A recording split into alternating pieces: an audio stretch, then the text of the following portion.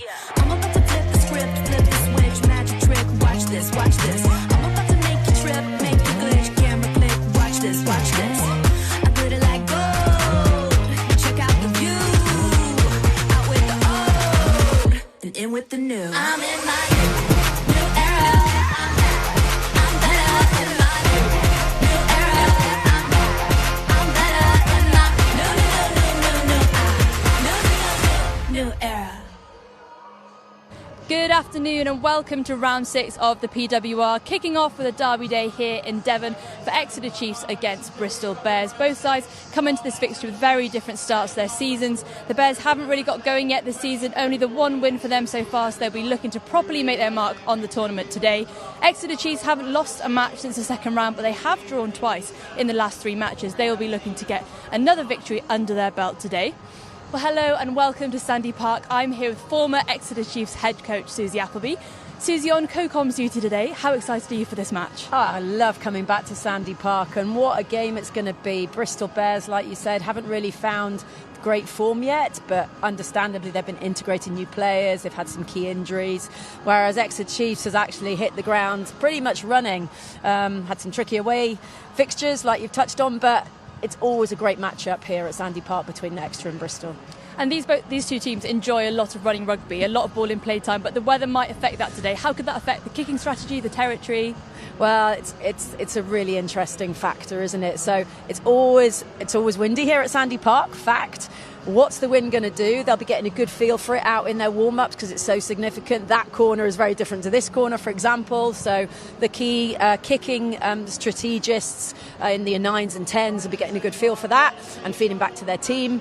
And then, is it going to rain? It was absolutely chucking it down about an hour ago, but it's reasonably dry at the moment. But it still won't stop them from playing. They want to play rugby, but they have to be pragmatic. Last week we watched Bristol at Ashton Gate, and I was urging them at times not to get stuck in the middle third of the field. They just needed to kick the ball a little bit. But Roye Demant, what a wonderful player, and she's at 10. So it's going to be really, really interesting. Her versus Liv McGovern. Wow, what a matchup.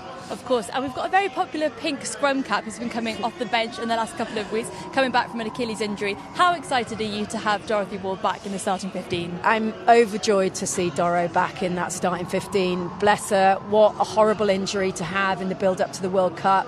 Really tricky time for her, but she's come back in super speedy time, and that's down to her diligence as an athlete. She wants to be on the field, and interestingly today she's going up against Abby Ward, and they both really integral in terms of leading that line out. Both probably disappointed in especially last week, in their line out stats. So yeah, but I'm just overjoyed for Doro to be back on the field. Great. Well, let's hear from our coaches now. I caught up with them earlier today. Steve, West Country Derby, how much do you enjoy these matches? No, we really look forward to them. Over the years we've had some really, really good games against Bristol and some really tight games. They've got some wonderful talent, some genuine world-class talent, and as always with these games, we know how tough it's going to be. But like every game in the PWR, we expect a full-blooded battle, and we're really looking forward to it. 2 wins, 2 draws and a loss, but 5 bonus points from 5 matches. You can't be too disappointed with that.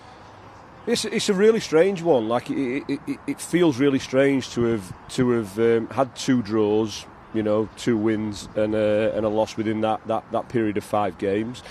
It's probably not a bad reflection in terms of where we are. We're still a developing team, and we're still trying to fully work out exactly what our DNA and our identity is. But we are still a new group. We've had our World Cup girls back with us for 6 weeks now, and during that period we've played 5 games. So we haven't had that pre-season period to really bed in what we wanted to do with that group. So we understand where we are. The exciting bit is we do feel we've got, significant room for improvement, and hopefully today is the first step of that. Yeah. And Exeter are topping the tackling stats at the moment at number 1 and number 2 in Maisie Allen and Emily Robinson. How important will the defensive effort be today? Well, we've had games against Bristol where we've only had 30% of the ball. They are a team that they are, without question, the best team of the league at retaining the ball. They do have a tendency at times to want to play out from deep, and as I said, that's quite unique for this competition. Maisie and Emily have both been phenomenal for us this year. In a weird way, I hope they have to spend a little bit less time tackling today and we have a little bit more time with the ball. But, we're fully prepared for what Bristol bring in terms of the way they attack. So, you know, having players of that quality, certainly players of that defensive quality in the team, is a real bonus. Thanks for your time and best of luck today. Cheers, thank you. Scott, another derby day for you, coming off the back of a derby against Gloucester Hartpury last weekend. How much does the team relish these fixtures with close rivals? Really exciting to get to Sandy Park, and especially after a performance last week against Gloucester Hartpury. Really looking forward to putting the good training week we've had onto the pitch today. Now, you've had a sizable reinforcement in joining the ranks in 2022 World Player of the Year, Rohe Demant. How excited are you to see what she can do in the number 10 shirt today? Yeah, she was involved last week at 12, and it was just the timing of her arrival. It was the right decision for that game. So yeah, she's been outstanding this week. Like 3 really good training days, like leading the team round the pitch. So in these conditions and the quality of opposition we've got, she's going to be a vital addition. Yeah, great. And Evie Gallagher scored 4 in 4 games so far. She was creating magic for Bears in the second half last week. How do you see her influencing the game today? Exactly the same. I think that she's been so consistent for us. Like, I think we've lacked a bit of consistency in selection, lacked a bit of consistency in performance. So just for Evie to continue doing what she's doing, like inspiring the girls round about her and taking care of her own performance, it will be just what we need today. Yeah, so no tries in the first half last week. So how important is it to get points on the board early this week? Really important for our confidence just to start the game well. Let's say we finished the game well against Gloucester Hartpury last week. So yeah, we've had a really good week of learning. Like, I think how we manage the game, how we manage the pitch, and how we perform, and we've really focused on that. Like, and then what will come off the back of that will hopefully be a really good performance today. Best of luck today. Thank you, appreciate it. Great to hear the thoughts there of Scott Lawson and Steve Salvin, and it's nearly time for the match to begin. Susie has legged it up to the commentary box and she's joined there with Dave Rogers. Yes, she has. Thank you, Joe. You would not believe how quickly Susie got up here, but she needed to get out of this sunshine because she's forgot the factor 50. Absolutely glorious conditions at the moment here at Sandy Park.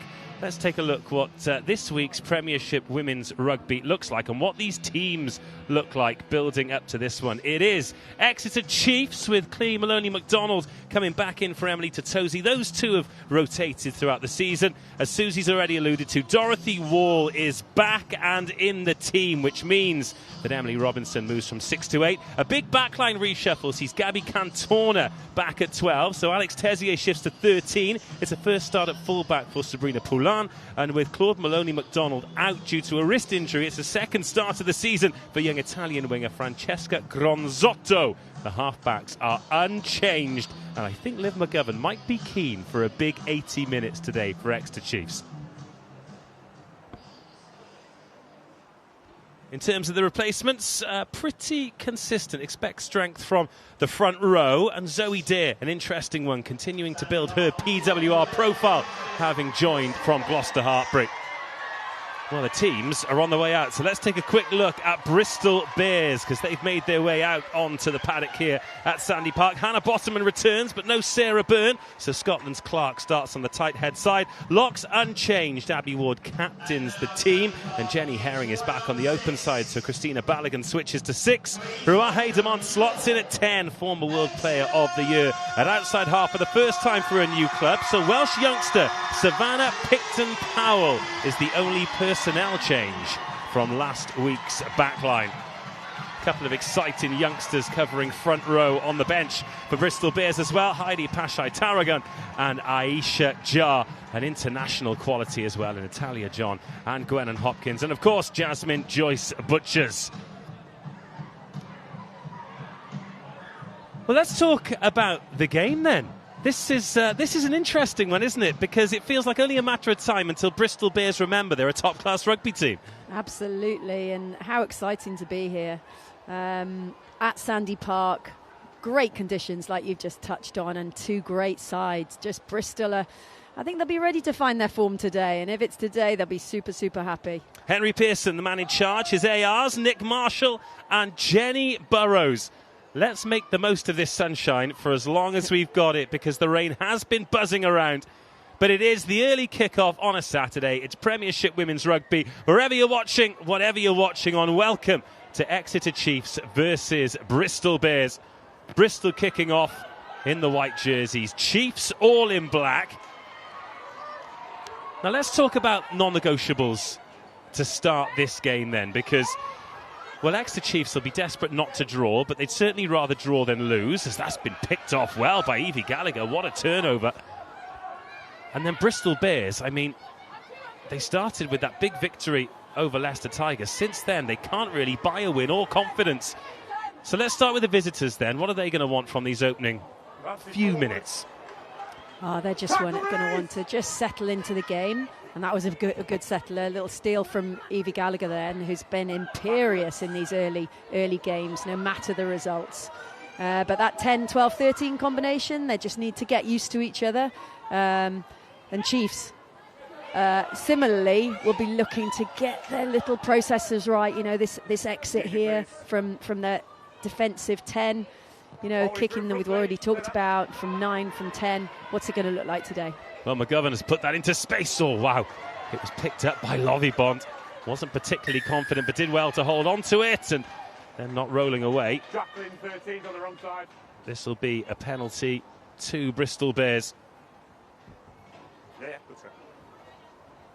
Well, a couple of early touches for Demont. Let's talk about these two 10s today as well. Liv McGovern, she will be... I mean, look, she's great every week, but particularly this week, she'll be desperate for a good 80, surely. She certainly will, and there's a little bit of history, not a niggly history or anything like that, but they used to play against each other in the FPC back in NZ, so they know each other well, they know each other's games, they're now playing each other in England in the best PWR league in the world, but, you know, it's going to be a really interesting head-to-head coming from those two. Bevan, not the cleanest of passes, good pick-up, though, from Demont. And some more time on the ball here for Bristol Bears early on. Bevan to the line, but picked off well. In the passing channel was Allen. And then Maloney MacDonald in at scrum half, and Poulin tackled by Demont. So a couple of early passes that have gone to the line and either been turned over or intercepted.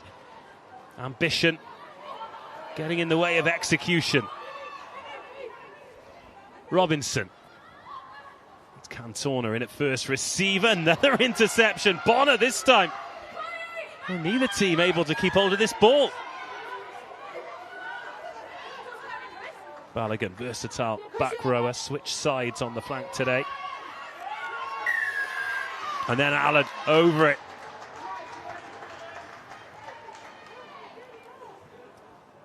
What a crazy start. Yeah, you can see these opening exchanges. Both sides want to play, like we talked about. Looking for offloads, looking for ball in play time, keep it alive, and it's led to some turnovers. But that is typical Maisie Allen, you know, one of the top defenders in the league, and then showing her Jacqueline prowess. Great decision. Bristol Bears player isolated, Maisie Allen over the ball. Really good territory gain for them.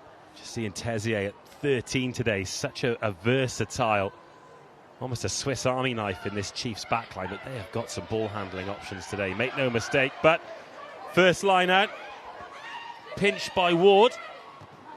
And then Bevan into space. Bonner is going to get there first. Raniqua Bonner, miss a tackle on her, and you're in deep trouble. Bonner throws the dummy, gets the fend away. Bonner offloads, but it's been knocked on. Or has it? No, referee says play on. And Gallagher's got that down. Oh, it's been called in by the AR. Well, well, well. Let's take another look at this. And you can see here there's just an error at the line out, which Chiefs were keen to be better at this week. But, you know, Kira Bevan is one of the most astute identifiers of space. She puts a little roller over the top from 9, and Raniqua Bonner gets on the back of it, just doesn't manage to connect with Evie Gallagher. But you can see what a threat that 9-wing combination is when they identify space. Okay, time on. Well, what about that recovery, though, from Buchanan, who missed the tackle first up, but managed to just get enough of Bonner to stop her cruising in. Yeah, and just chatting to her this week, you know, about the England aspirations. They're still very much in the forefront of her mind. They see her as a defensive winger rather than an offensive winger, so that will be a key moment for her. She wants to make sure they still see her as that, but she wants to make sure they see her also as a massive attacking threat. Rogers, Maloney, MacDonald and Rule in the front row for Chiefs. Bottoman, Dale and Clark for Bears. Steady scrum. Robinson, they played it all over the pack in the early stages of this season. Lock, flanker, now number 8 today. Looking at a running exit.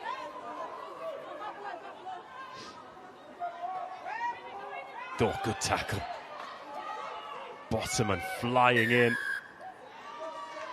But they're not rolling away, and, well, they call that a coach killer, don't they? Because the last thing you want to do is give anyone an easy exit. Yeah, and you're looking at Hannah Bottoman there.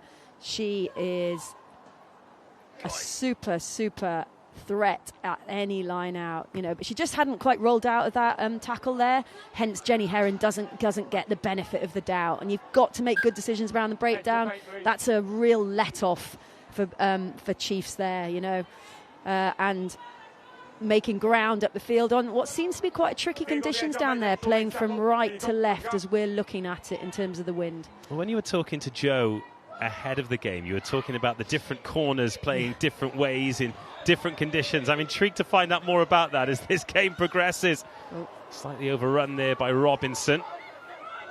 Referee happy enough that the ball has gone backwards, but it has been turned over. Now Bottoman, nice pass. Ward, Herring, good feet from Herring. Steps inside the first tackler. Oh, Bevan. It was Van der Velden playing Kira Bevan. I think they'll argue that the ball was out. But that's the explanation from Henry Pearson. Yeah, it's unfortunate, isn't it? You could have said that the ball was out then. Lindy, she's been massive this season already, you know. You could say 50-50 that ball was out. But Linda van der Velden, as I said, she's been huge this season. She played quite a few 80 minutes, and she was my first signing when we came to Chiefs. She is absolutely integral to the performance of this side. Yes, she is Exeter Chief number 1, isn't she? She certainly is, yes. How amazing. And the fact that she's still doing it. Dale, there's a hand on that. Oh, what a pick-up! An advantage for the knock-on as well. Chiefs swarming in defence, but missing the tackle on Herring, and then tackle! McGovern has to let go. To the left they go, and Christina Balogun just staying in the fight. Tackle, police! Tezier might have given her a wedgie there. Alas, eventually they find a way to bring her down. Oh, they're queuing up on the left-hand side, but Bottoman puts the head down.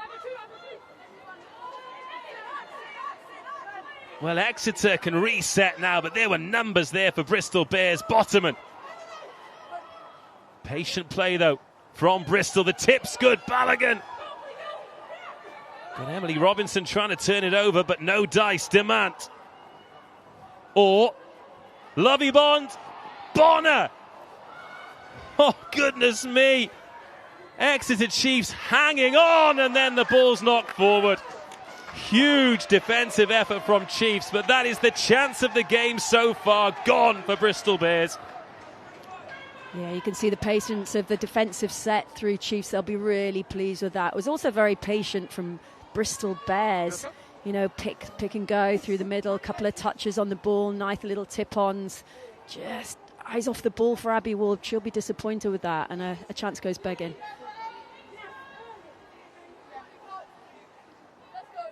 What an opportunity, but danger not clear yet for Exeter Chiefs. Interestingly, they've got 2 players on the short side here. Tezier being one of them. And Robinson carries up the short side, tries to go over Bevan.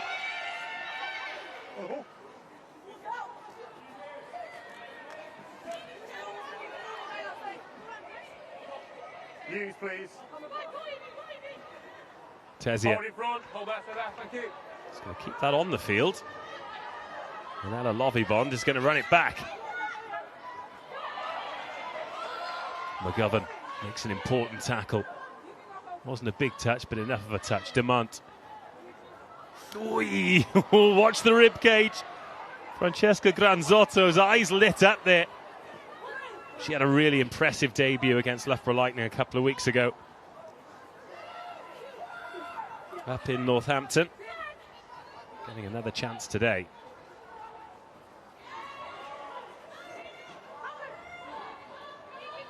Demant, Balogun, she's been busy, isn't she? Popping up all over the place, getting her hands on the ball. Devon does well to get it over the top, but Lovibond dealt a tough hand there and bundled into touch. We touched on it earlier. Katie Buchanan showing herself as a really, really top defender just on the edge there. Just tried to jump down that little 5 metre short side, not much on, and dealt with by the Chiefs. But back from that exit, you know, you can see the options that Gabby Cantona at 12 and Alex Tessier at 13. Kicking options, you know, both sides of the field. Could we see that come into play? Well, under duress, that's a really good take. Not clearly forwards. Wall. Touched in the air, so Bonner's going to have to take this bouncing ball. She will always test the defender, Bonner. Well covered, though, by Tessier. Straight on the ball. Crowd like that as well. Big group of Chiefs fans over in that far stand. Another one touched in the air. Back with Chiefs. Now Robinson tries to get things moving. McGovern nearly glides around the outside. Buchanan, good feet to get around one and then into the 22. Her against Bonner, already a brilliant contest. Tackle! And Buchanan certainly wins that one physically. Rogers, try machine. Flo Robinson. Another good line. Amy Rule topped many of the charts last week to keep her place. Now Robinson with a little snipe. Tackle! Held up well. Clark had to have her wits about her, but now Chiefs closing in. Just a metre short. Little tip, is it enough? Not quite. This as close as they've been. Best chance of the game so far. De Good. Ball is down and Exeter Chiefs open the scoring.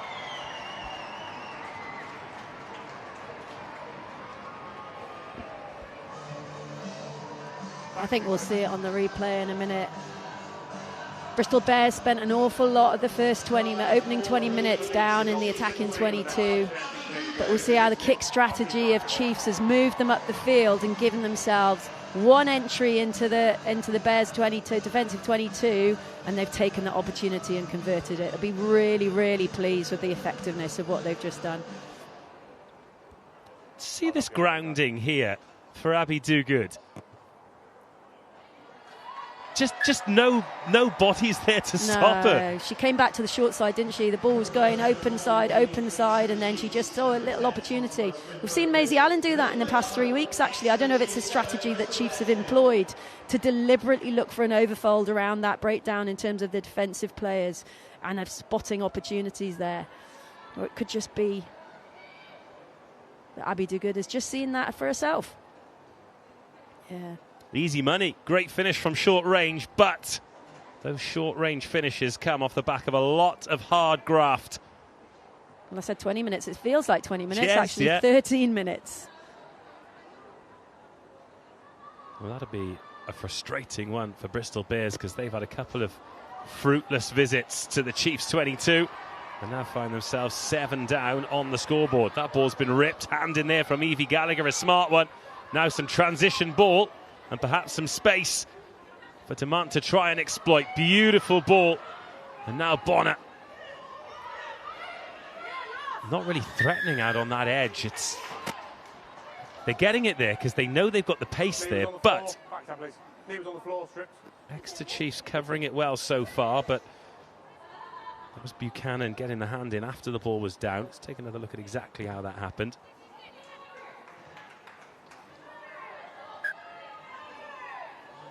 Yeah, I think it was deemed as tackle complete there, and Katie's just stripping the ball. So, quite rightly, penalty awarded. Another opportunity for Bears.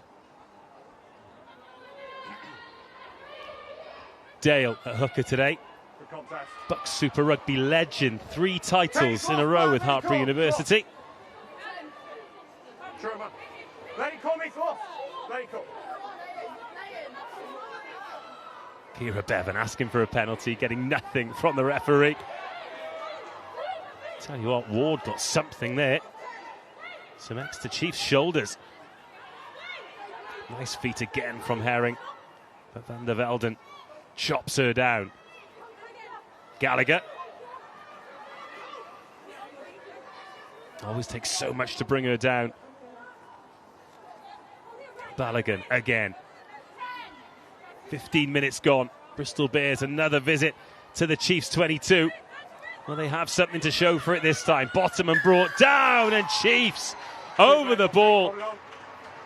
What a turnover from Rodgers. I tell you what we're witnessing. Bristol Bears cannot get quick ball, so they're having to step back inside, which is giving jackal opportunities to Exeter Chiefs. You'll see it here. Hannah Bottomman, what a fantastic carrier she is. But because she steps at her outside foot, she cannot get the clear from her teammate. Well, Tessier is giving chase. Chiefs didn't bother going for touch. They played quickly, and now Bristol are back in their own half. And Tessier and Cantona leading the charge. Just smart play. Oh, they're over that ball again. Oh, look at that. Back-to-back turnovers. This time it's Allen. And now Chiefs can kick into the Bristol Bears 22, all off the back of those back-breaking jackals. Yeah, I mean, I looked away and Alex Tessier had tapped and played. You know, she was up and running. That's the way that Tessier likes to influence a game. She loves to play with pace. She seizes opportunities, and that one has got them from their own 22 to the attacking 22 within the space of 2 minutes. It's a brutal game when it's not going your way, isn't it? And this is tough for Bristol Bears. They got into the 22. They'd won the penalty themselves, but Chiefs work over the ball. Absolutely outstanding. Clee, Maloney, McDonald. Ooh, it's a loose one. But it's come back Chiefs' way. They're getting the rub of the green at the moment, and Rodgers is driving towards the line. Allen has a pick and drives the leg. She stops short. Good defending from Bears. Now Maloney McDonald. She's got a big latch. She's going to go on her own. Maloney McDonald is just short. Now Bristol not rolling away, conceding the penalty advantage, and there's width here for Chiefs should they require. But it's back-to-back penalties. Offside, it was out, it was offside to start with. And now Chiefs with a decision to make. Yeah, I've seen a lot of teams, aren't we, just tapping and playing in this kind of area? I think that's what they're going to do. Oh, no, scrum. Yeah. Okay. So their scrum has been really in the ascendancy over these past few weeks. Last week, I think it was 100%. Yeah, so, you know, you've got to back yourself then. And what a place to attack from as well. You've got 16 players out of play, so it's a backs v backs opportunity, which doesn't come often in a game. So the backs will be really excited about this. So nobody obviously on the short side here for Chiefs. They've got Liv McGovern in the boot, and then Katie Buchanan behind her if they do decide they want to swing round Crouch on the short side. Binds. Other than that, the rest of the back line Set. look like they're plotting something. Robinson goes up the short side and goes on her own. Flo Robinson.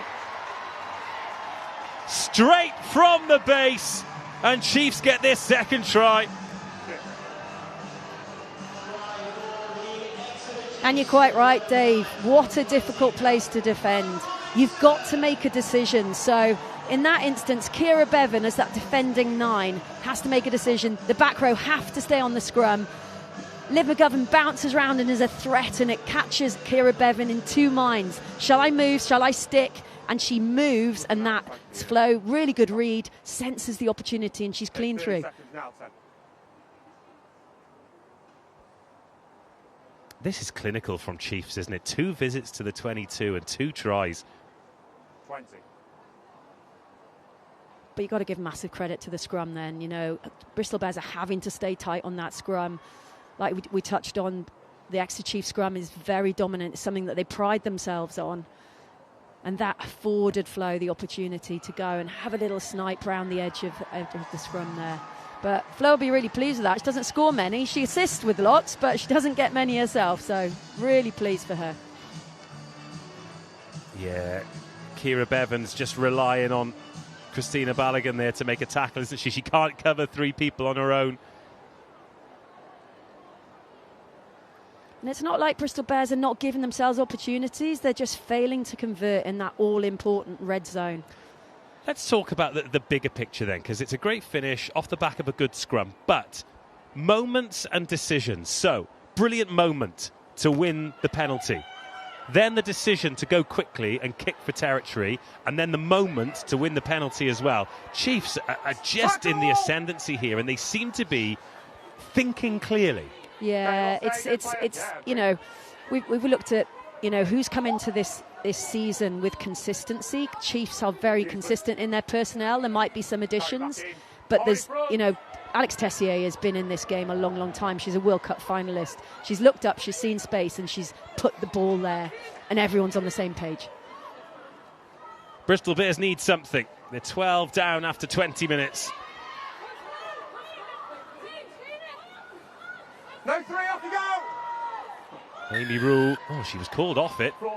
And this time it's Kira Bevan who wants to go quickly. There might be a penalty coming as well because she was interfered with, but oh, God, there is just no joy for Bristol Bears at the moment. Until now. Now here's a decision, Dave. They're 14-0 down, or 12-0 down. Do you take some points? No, we're backing ourselves. The Bristol Bears backing themselves. They've got to make this one count. Well, we find out if this is vindicated or not pretty quickly, don't we? We certainly do. The lineouts haven't been clean. It's an area of the game that Abby Ward absolutely, you know, shines for England, for our club. So, you know, let's make sure that this one's cleaner. First job done. 3 now in 5. Don't chase 6! The pack in position. Okay, 1 stop 9. Kira Bevan might have to dig for this. In Bevan's hands, now it's down to the backs. Helped on by Orr, Lobby Bond. Millie David, Deadly David. What a natural, brilliant finisher. She is going to be doing this for the next 10 years or more. And Millie David has got another one in Premiership Women's Rugby. Well, they call her Millie Wiz, don't they? And you can see quite clearly why. So there's nothing really on, but she has to move that ball. Then it's a player versus player now. Granzotto has never defended against Millie David. It's actually it's Sabrina Poulin who just gets it slightly wrong on the outside, and you can't do that. You can't give her an inch because she will take a mile. Great score to get Bristol Bears back in the game. 20 seconds now.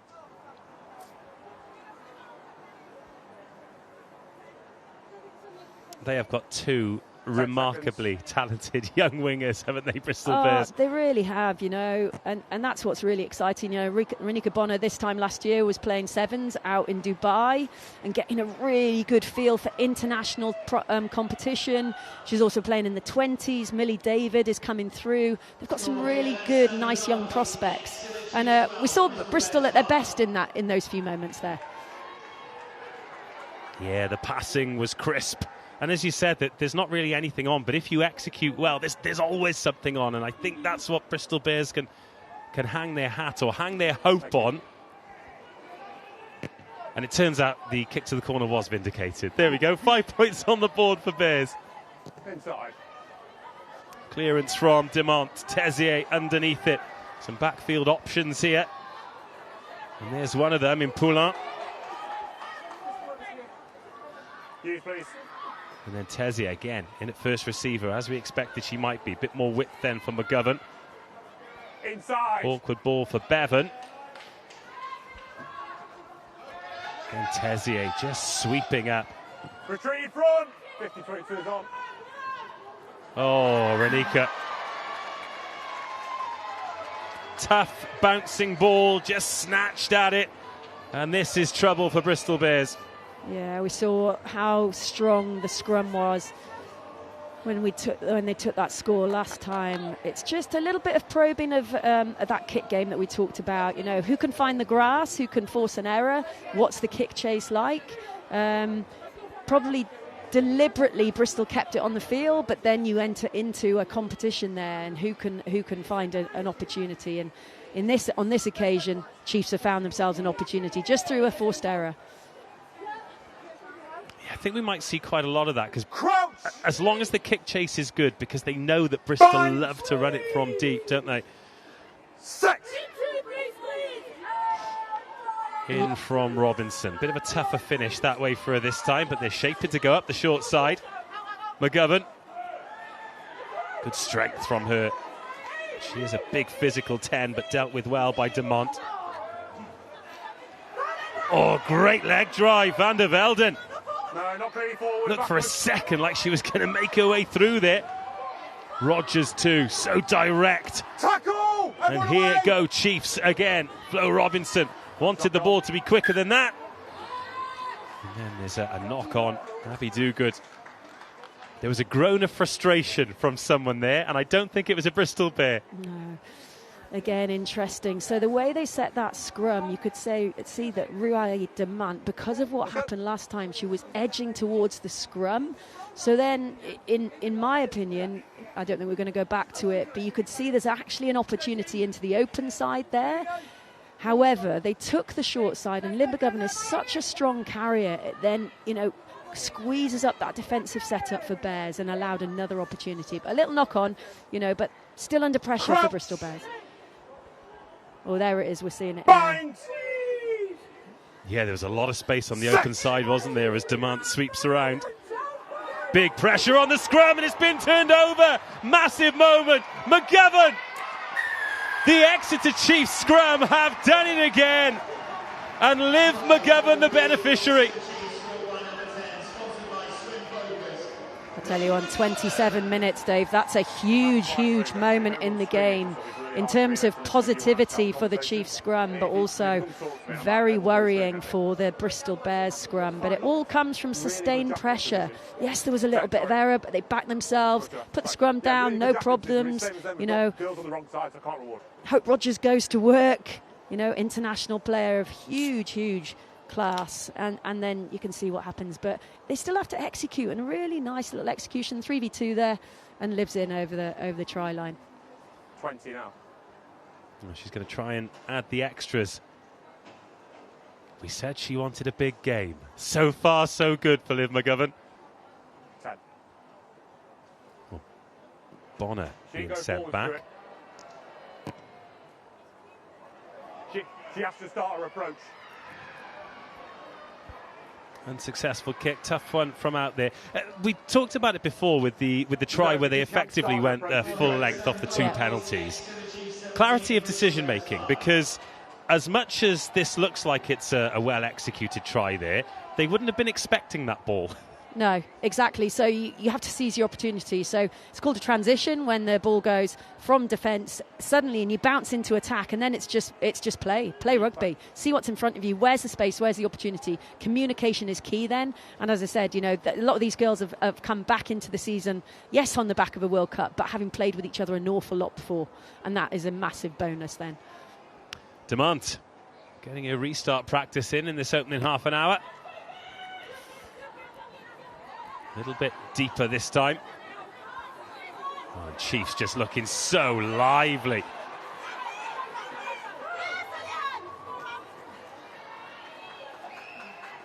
Risky ball, but a good ball, and the offload from Rogers is good. Then Cantona needs to stay in field. Great strength to do so. On the body. Keep pushing.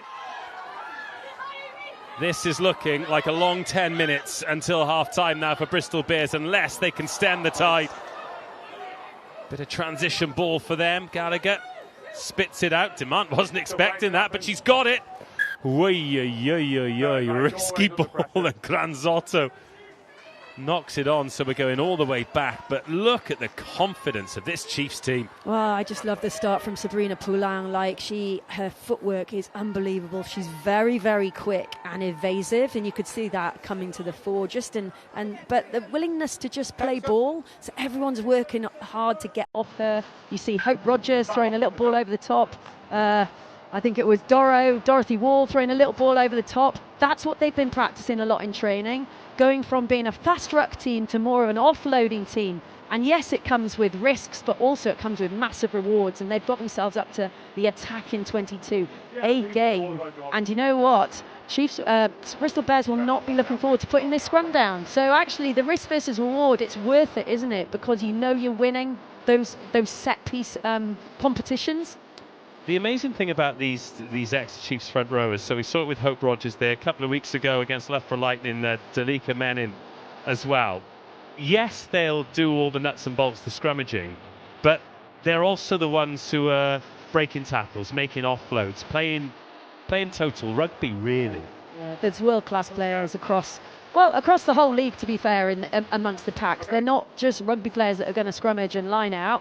They're rugby players that want to play with the ball. They've got massive, huge skill sets. And we saw that, and you can see Maisie Allen. Maisie Allen excels hanging out on the edges. Linda van der Velden, we saw in the attack in 22, is breaking tackles, finding a way through. So, when you get the combinations right, wow, it's super exciting. And one, of course, who is not on the pitch today in Sarah Byrne, who scored some of the best tries that we've seen in Premiership Women's Rugby, or the Premier 15s as it was before. An absolutely astonishing rugby player. So 3 either side of the scrum here for Bristol Bears. Exeter Chiefs putting the squeeze on again. Oh my. This is mightily impressive from this Chiefs pack. I'll tell you what, you've got a whole international front row waiting to come off the bench. So, yeah, you mentioned Sarah Byrne. She is absolutely fabulous, isn't she? I don't know the extent of why she's not playing today. Let's hope it's a quick heal for Byrne and she'll be back on the field because they need her. And I'm not encouraging playing outside of the laws at all, but if I'm Ciara Bevan, I am finding a way to put the ball at Evie Gallagher's feet at the next scrum. Another big chance then for Chiefs to try and get the bonus point try before half-time. And this time the maul starts to get a roll on. Maloney MacDonald in the armchair at the back. Well, all she needs to do is not trip over Bristol Bears, and surely this will lead to a try. Oh, wow. Abby Ward has got something in there, and that ball has gone forward. I'll tell you what, there's moments when these England players, these top international players, really come to the fore, and Abby Ward is a master of the dark arts there. And you could just see Maloney MacDonald there as Bristol Bears' bodies barreled over, and she was hopping over them, and you thought for all the world that was 5 more points, but then Ward did something, and the patience and the perseverance, and she's rewarded with another scrum. Rugby's not fair. This has got to go in and out, surely. Route 1. Yeah, quick as you can. Binds. 6. There goes the squeeze. Ball is lifted. Ball is out of the back. Oh, it's messy. Ball is out. And where is it? No, back you go. It was out. It's in Bristol Bears' hands. Bottoman manages to present it. Just bringing it a little closer to the line to maybe allow Ciara Bevan Start using 9. a bit more space.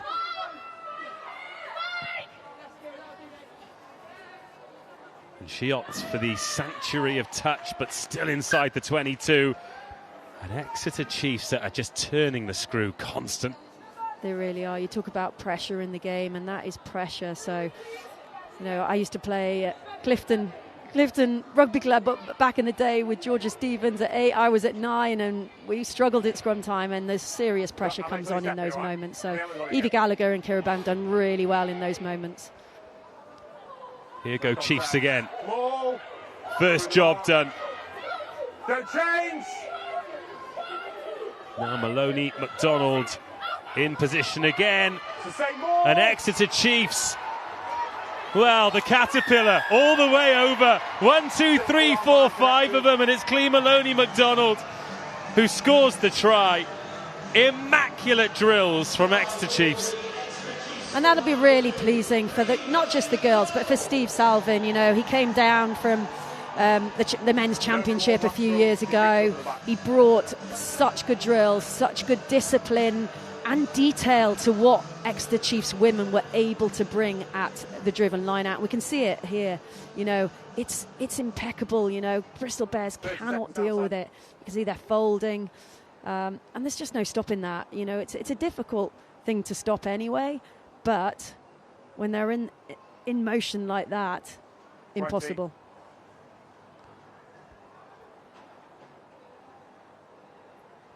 Well, that's the bonus point in the bag. Liv McGovern, scorer of one of those tries.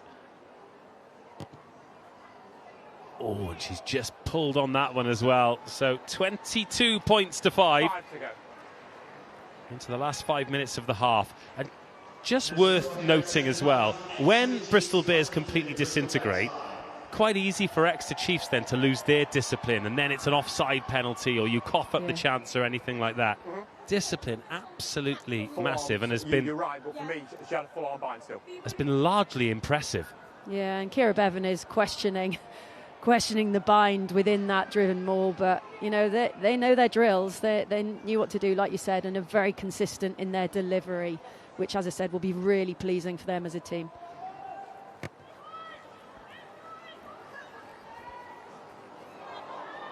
Well, That ball's gone forward. Balogun on it. Can Bristol pick something up now before half-time? We're into the last 5 minutes. no 2. Bevan. Okay, advantage Demand. over for the knock-on. That's another good ball, but Chiefs just organised in defence, and Bristol Bears not really getting that punch from anywhere. Not from Clark there. She's met by Rule, and you can just see the physical difference between the two tight heads as they met there. Gallagher waiting for another of her trademark energetic carries, but instead opts for the tip. No one in behind. Lovibond. She had a few moments early on. Again, you've got front row forwards taking the ball behind the gain line and then just getting pinned there. Decent enough carry from Bottomham, but they're still not quite back where they started. Savannah, Picton, Powell. So Rogers has spent too long with their hands in the cookie jar there. Penalty advantage and a good line. Bottomham in behind.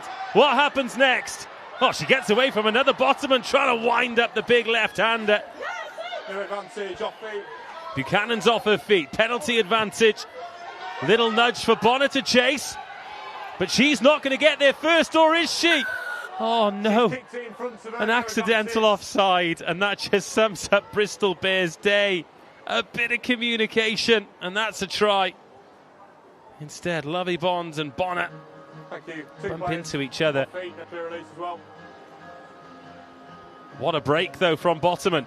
Yeah, that's what you're looking for. You're looking to get people like Hannah Bottomham on the front foot, in behind the defensive line, to force pressure, make Exeter Chiefs make a decision. That's unfortunate. They just kind of got in front of each other at the end of that. It's a lovely little nudge from Kira Bevan, knowing she's playing advantage, knowing she has a penalty to come back for, and seeing space in the backfield.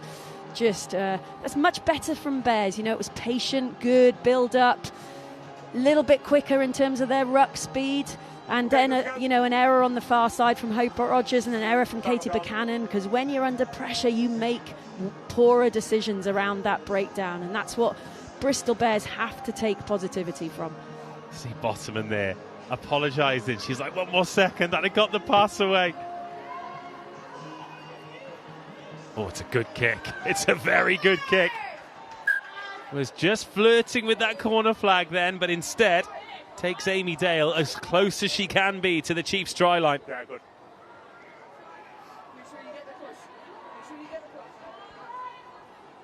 So important to land this line out. Balogun goes up. Now they get set. Free now. Dale in position. Case once back. Bevan arrives. Bonner available. Change. But it's still with the pack. And now down. Chiefs think they've killed it, and they have. Oh, so well defended. And that is as pleasing as scoring a try at the other end. It sounds ridiculous, but it really is. When you absorb pressure and you've made some errors around your decision making, the fact that you can then absorb that. I think it was Flo Robinson, of all people, that gets her hands on that ball, and then it's a mauler. We'll see it now. So I think they come round, they shear off, they come round to the side. It was looking good up to here, wasn't it? Yeah. Flo puts her whole 9 stone on it, gets a hold of it, and manages to hold that maul up. And then, it's a defensive scrum, and Chiefs will back themselves to get a good exit from here. Crouch. You've got to be a total rugby player these days, haven't you? Especially if you're a scrum half, as has always been the case, as you well know. Sometimes you've just got to put your diminutive head in the spokes. You do, and Flo does that very, very well. She's very, very strong for her size. Okay, same mark. We've both just got to make sure we balance pre-ball, please, okay? Same height. End the mark. Reset. Well, she did spend that one season away, didn't she, at the Stoop, and then came back and brought her sister with her. Great addition to the Chiefs as well, Emily Robinson. Yeah, she's imperious. She's the second top defender alongside Maisie Allen. So, as well as the attacking prowess that we've seen today on display, they've got some great defensive players as well. And this time it's Bristol who try and put the squeeze on at scrum time. It's Messi and Robinson. Well, we'll have a reset there. No one's going forward. We just turn around on the mark. Kira Bevan was desperate to get her hands on that ball.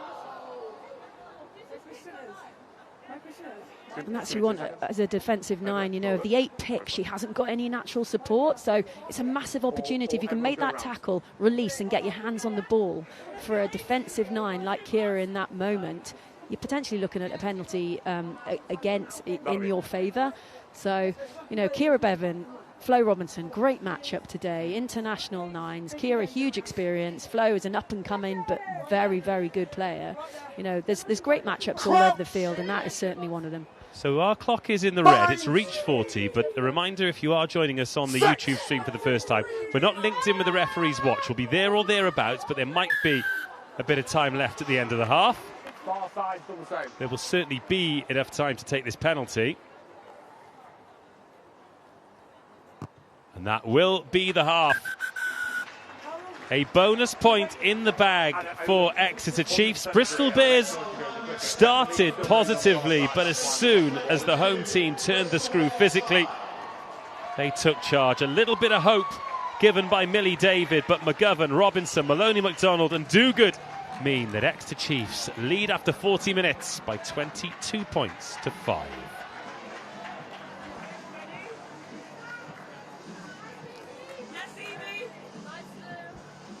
Thoughts on the opening 40 minutes then? Well, I'm just going to make a comment on what I'm seeing out here, and I love seeing this. So it's the Robinson sisters, 9, 10 and 8 having a conversation. Yes, they're in the ascendancy, but before they go back into the changing room and they share thoughts with the coaches and the rest of the team, what are their thoughts as the game leaders? And I love that. That shows a team that's really moving forward, not just physically, but in terms of leadership and everything that they're doing. But yeah, Chiefs are very much in control, aren't they? I think that's what we'd like to say about it. Their set piece is functioning very, very well. They're making good decisions, as we saw. There was a jackal opportunity down in their own 22. They decided to kick to space in the backfield, in behind Bristol Bears. Good chase. Another jackal opportunity. That's Maisie Allen on the ball again. And suddenly they're in the attacking 22. Now, listen, you could say, well, you take your opportunities, you make your own luck, as Elcon used to tell me, and that's what they're doing. But it's good decision making. Certainly is. Exeter Chiefs have got themselves in a good place, and Bristol Bears are going to need a serious comeback if they're going to take anything from this trip south. We're going to take a little breather. We'll be back shortly with some highlights and maybe a little halftime surprise. I'm New era. Is this where we train? Yeah. Rugby for me is a place where I can have fun with my friends. I love the characters that are drawn to rugby. I love the culture. I love that there's a position for everyone. I love how it empowers women. My name is Ruahei Demand. Everyone calls me Lou. My rugby journey really started at my rugby club, College Rifles, where I walked into the changing rooms. There were all these photos of all our national representatives, and like 85% of the players were Black Ferns.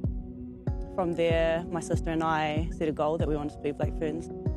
I represented Auckland Storm in 2018. I was fortunate to debut for the Black Fern and have been a member of the squad ever since. I grew up in a Māori community. My first language is Māori. They're just a normal part of how I see everything. In our culture, it's never just you. You're always representing your whānau, your family, and everyone who you are descended from. You either enhance that mana or you diminish that mana. 2022 was awesome. Not many players get the opportunity to experience a World Cup at home. That is up there with me as a career highlight, alongside playing with my sister. It's such an exciting time, and it creates this massive draw of crowds, of supporters, of women and girls who are so inspired by the women that they see. Came up to England only a couple times, but it was really obvious to see just how much more of an appetite people have for women's rugby and women's sport, and that was shown on a global scale when we came for the Rugby World Cup. We knew that it was going to supersede everything that we were expecting, but it still blew our minds. Our team pulled up to not only a packed and sold out stadium, but also fans lining the streets. All of us were just in disbelief and couldn't actually believe that, oh my gosh, people are actually turning up to watch just a pool game. It was so palpable, it was so cool. PWR is a world-leading competition. No other competition like it, where you get to train with and play against the best players in the world. For myself, I asked myself the question, what's next for me? And the opportunity just kind of happened here at Bristol. Every day I'm learning something new about the Bristol Bears, and every day I'm learning more about the Bears way. I hope I bring something different to the competition, something that enhances the reputation of the team, enhances what the jersey means and what this team means to this city and this region. I also hope that I'm able to attract new audiences, and audiences back home especially, so that they can tune in and watch the best competition in the world. New era. A lovely intro to Ruahei there, and great to have her in the league. Alas, she's not had a huge amount of opportunities today. We're going to take a look at the highlights from the first half and sort of chew through the 40 minutes. It's Exeter Chiefs 22, Bristol Bears 5. Look, that's probably a fair scoreline, Susie, as we start to look at the highlights here.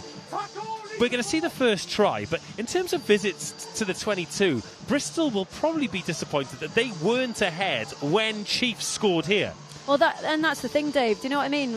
They had not, we talked about it. I thought it was about 20 minutes. It was actually 13 minutes, and a lot of that was spent in Exeter defending in the 22. So they need to take these opportunities. This PWR league is so competitive, but instead, Chiefs went up to the other end of the field. They executed simple things very, very well and got themselves on the scoreboard.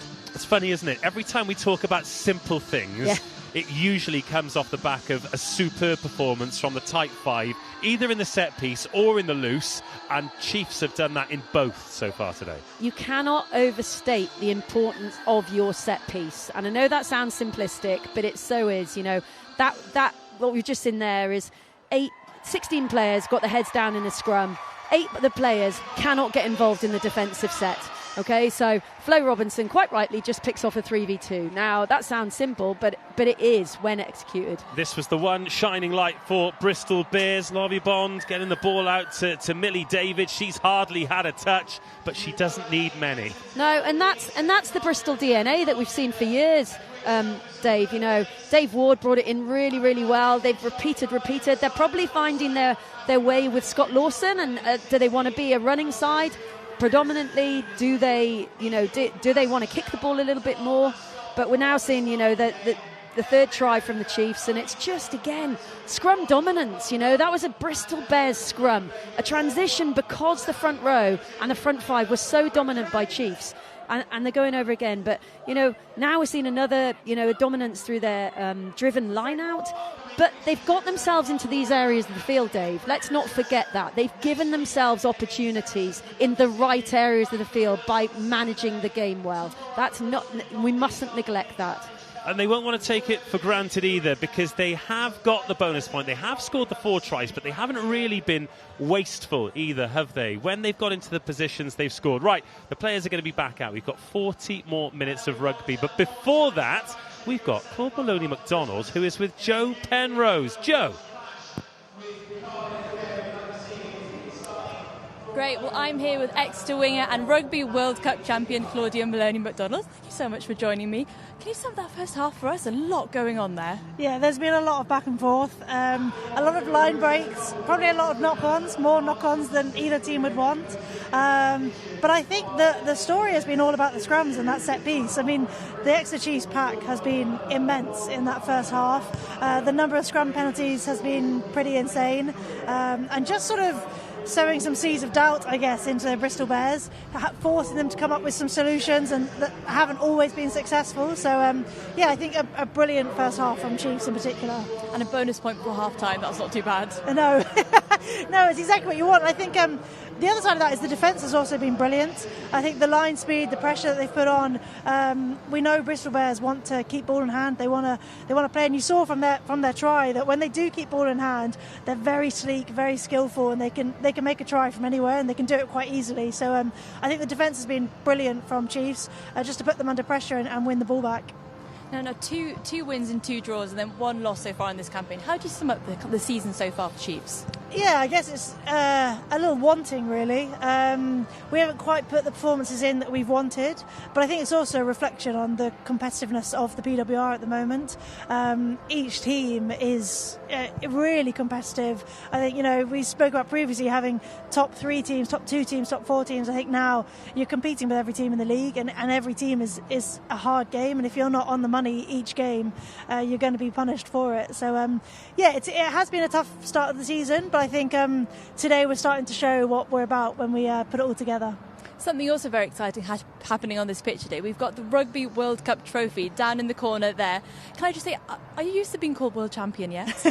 No, it probably hasn't sunk in a little bit. But it's brilliant. I think, Sandy Park obviously hosted 7 of those World Cup games. And I think the vibe and the atmosphere that they created down here during the World Cup was amazing. So for the fans that obviously came to those games to now see the Rugby World Cup, especially after England obviously won it, I think it's amazing. So, I think it's been on a bit of a tour around the country, hasn't it? Yeah, and how great to have so many young fans, so many young girls and boys who watch the Rugby World Cup and can now come and see this iconic piece of rugby history in front of them, and maybe in the future they might be able to hold that trophy. It's only champions that can touch it, isn't it? Yeah, I think that's been the amazing part is we obviously have, through Rugby Fest and other sort of organisations, the RFU, we've been around to the grassroots clubs and just speaking to some of the young girls that are happy to put their head above the water and say that they want to play in a World Cup, they want to win a World Cup, they want to play for England. I think it's amazing for that many people to have aspirations to play for the Red Roses one day and to see it as something real and tangible and something that might even be paired with a bit of glory is it's amazing. Speaking of the World Cup, we have a very wonderful player in Crochet Queen Abby Dow, who's just announced her retirement. You know her very well. You posted a lovely tribute on social media the other day. Can you just sum up how great a person she is, how great a player? Oh, she is one of a kind. She's she's an amazing person and an amazing player. I've known her pretty much. She's one of the first people I met when I was playing Premiership Rugby, I moved down to Wasps and we became friends very, very quickly. And we've had very much a sisterly relationship ever since. Definitely know how to get on each other's nerves, how to get under each other's skin.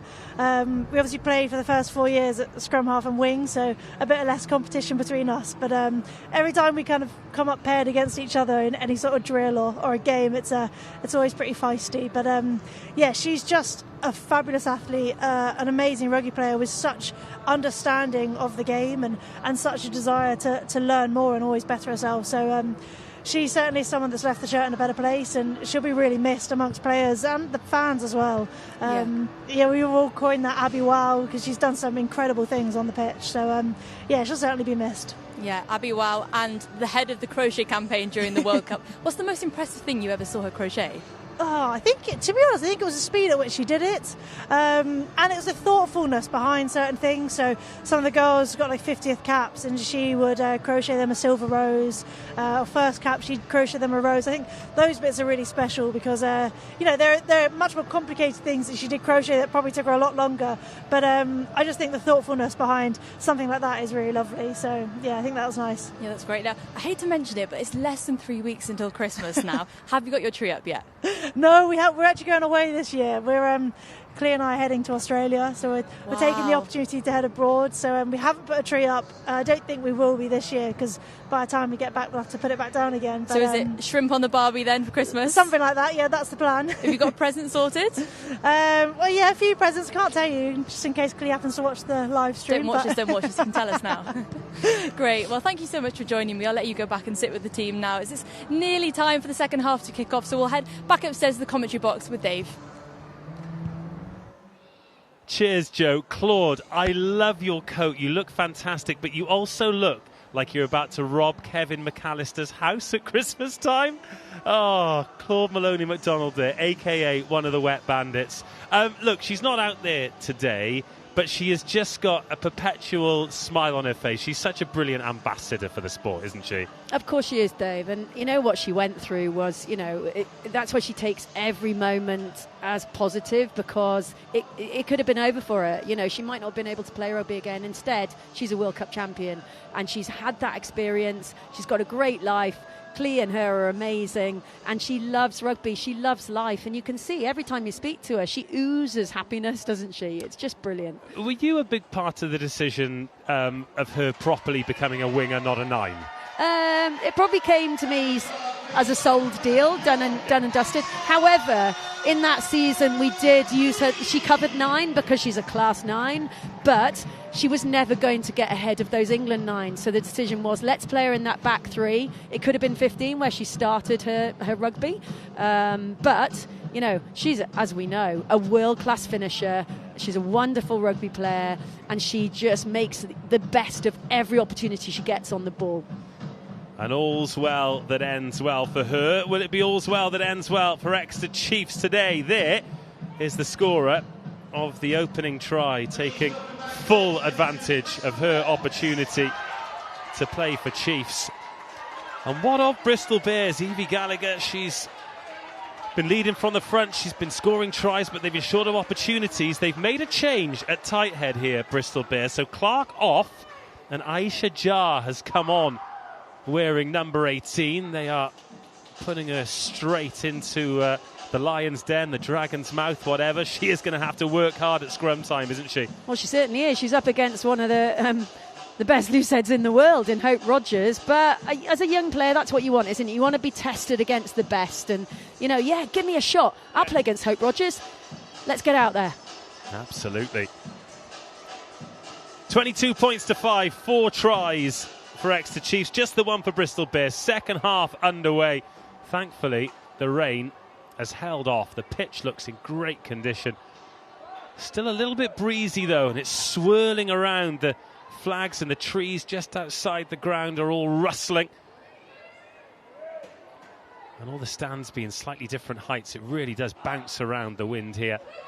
But given the time of year and given the amount of times that we've been to rugby grounds in December and they've been mud baths and awful, windy and wet, this is pretty good conditions to be playing rugby in.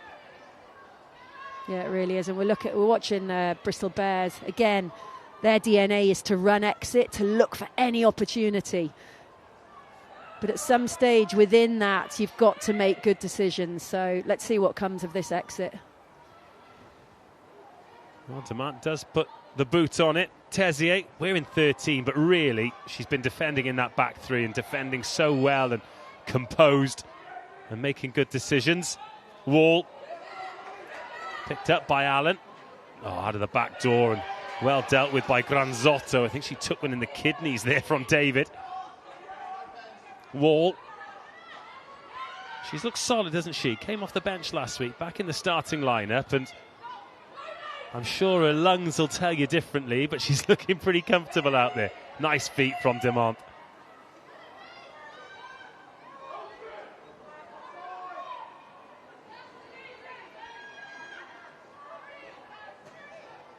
Now Bottoman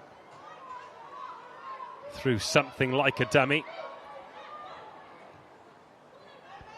That's a kick for David to try and get a bounce on. Oh, couldn't quite gather it, but she's not going to give up on this one. Poulain. Oh, nice again from Poulain. Electric feet. David did well with the chase in the end. It's better from Bristol Bears, though. Bit of defensive pressure.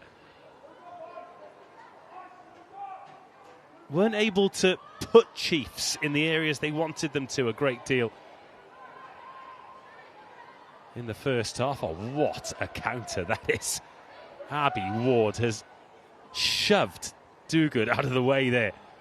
And that is not a small frame to shove either. No, it's really not. And these international players having little moments of influence on games that could turn out to be really key. Robinson fires it back. And that ball is going to bounce. And which way and who for? Tezier! Oh, what a tackle! Demant drops the shoulder. It was a brilliant chase by Tezier, but I'm sure her ribs won't thank her for that. Now Bottoman drops that on the toe. I mean, it's not a bad outcome, but I think if it had got into the hands of Millie David, it could have been a different one. This tackle from Demant, though. Way! I tell you what we saw in those few moments there. We saw a couple of really nice subtle kicks from Ciara Bevan just to probe the space with Millie David running after them. Then we saw Liv McGovern finding grass because the backfield was so deep. And, you know, that's what starts to open the game up. Knock-on advantage, but then again, I think Bristol Bears would rather just keep on playing here. However, Ciara Bevan's gone down clutching her head.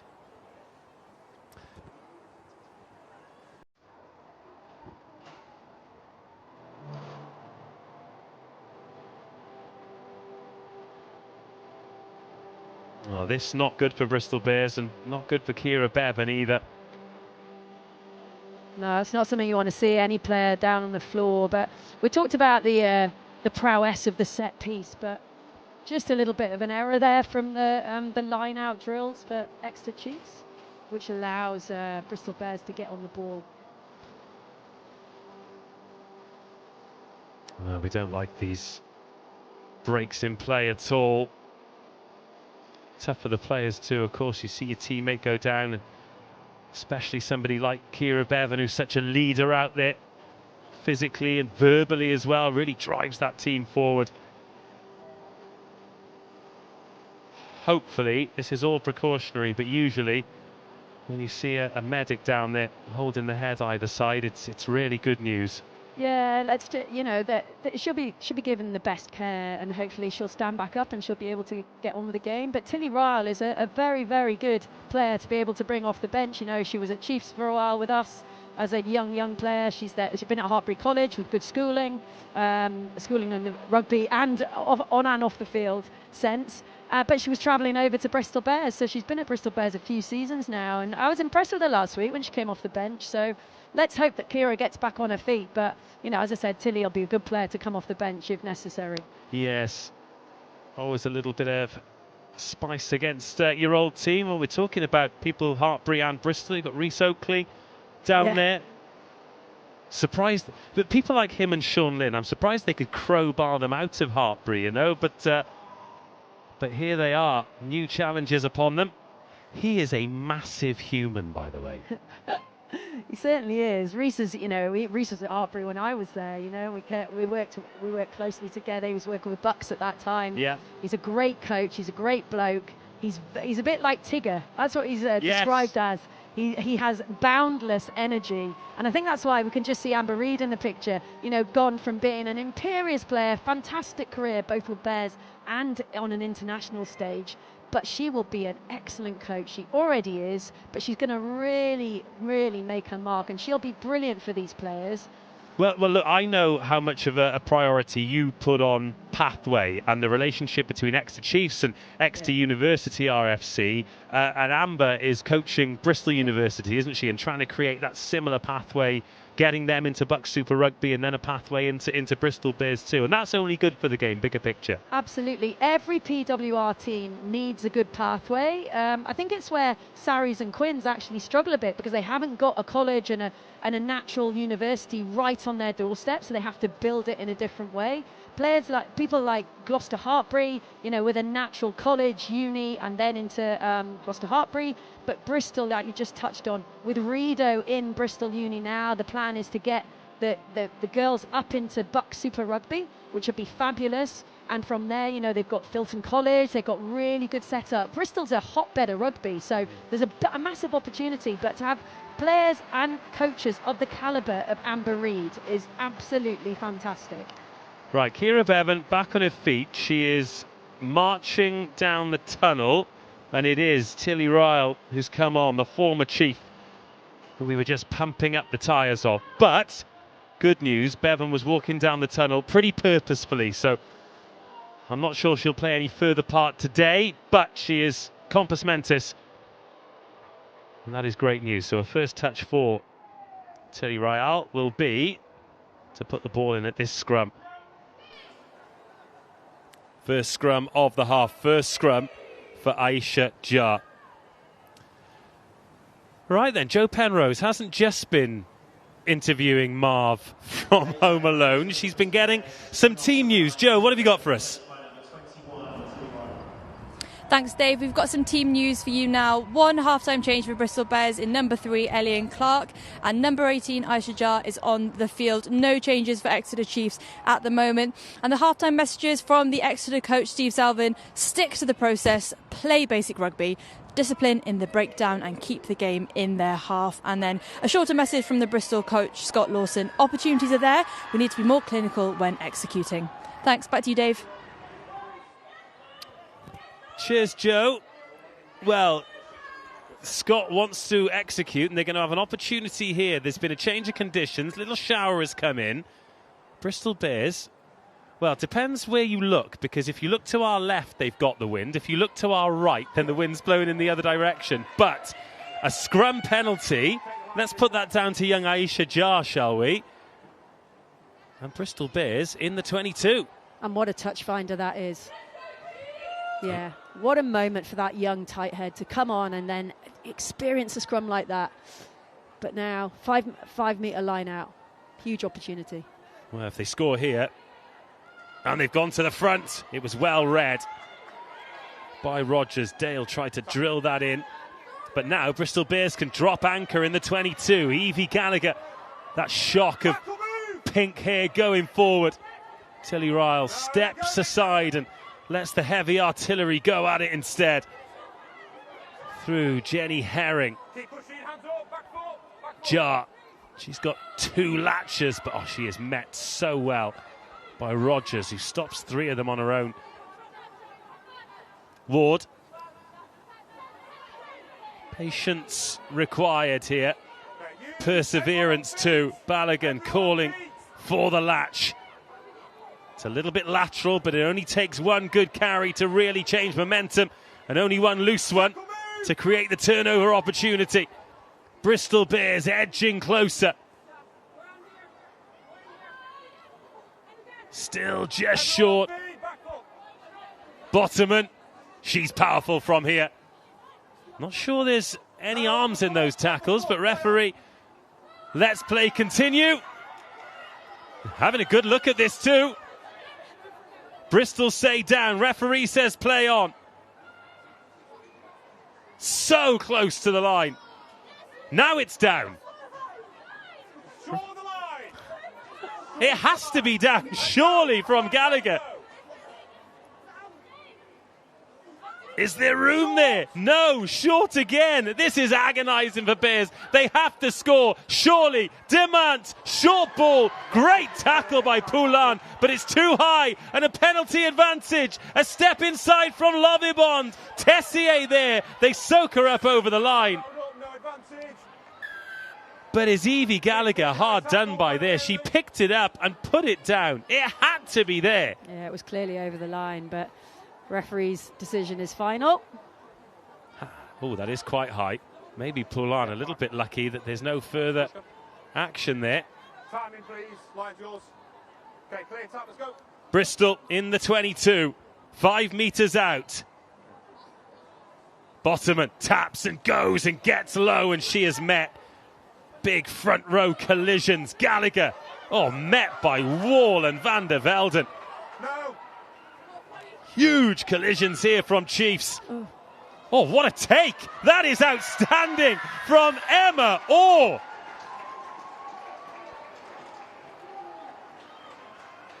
Well, that ball just looped up. Looked for a second like it was going to hit the deck. Then Emma Orr arrives out of nowhere. Tell you what, we haven't said Emma Orr's name enough. It was a lovely decoy line from Picton Towel that just turned those two defenders in, and it's a little out the back to Emma Orr. She's a fabulous player. She just hasn't been able to get on the ball enough, but that'll give the Bristol Bears a big confidence. First to score in this second half, 9 minutes in. Let's keep this momentum going now. Well, they've been under the pump, haven't they? But, you pop this over, you're 10 points down. Yeah. Spent a lot of time in the Chiefs' 22. 10 seconds now, 10. Needs to get on with this, though.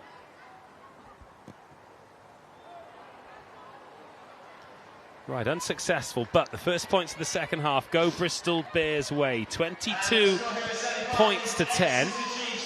Take another look at this. Now, was that the intention? Is that where that ball was meant to go? I think it was just a really nice double pump. Spotted the opportunity. As I said, two defenders turn in and preserve the space out the back. Well, Bears, they're going to run it. We know they're going to run it. And it's up to Chiefs to stop them. Here we go again, Bristol Bears. Whoa. Oh, Bonner fumbles it and gathers it. Unfortunately for her, it means that run comes to an end. Little switch of hands from Abby Ward. No, 5.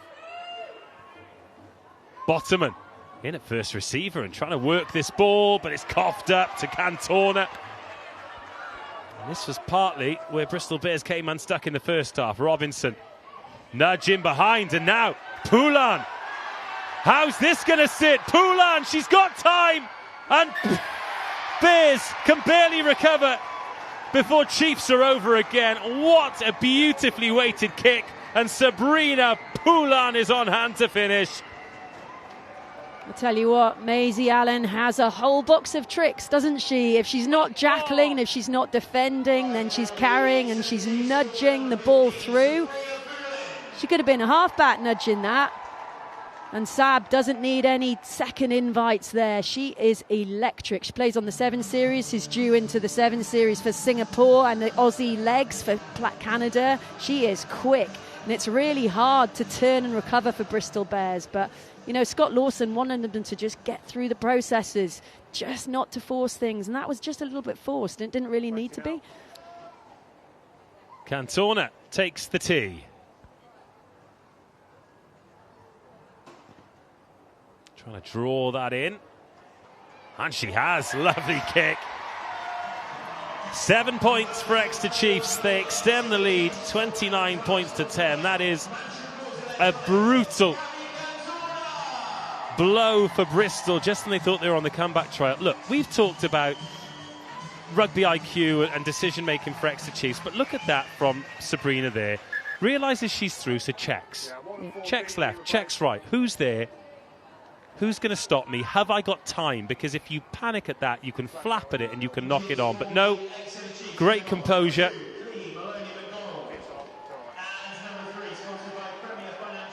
So a couple of changes here. Hannah Bottoman off and Renika Bonner on. Oh my goodness, and Exeter Chiefs making some heavy duty front row replacements as well. Totosi and Menin on.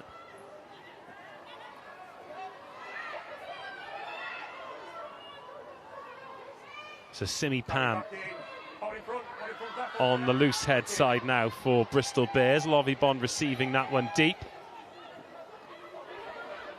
Not a big enough gap, but makes Totosi make her first tackle. Ooh.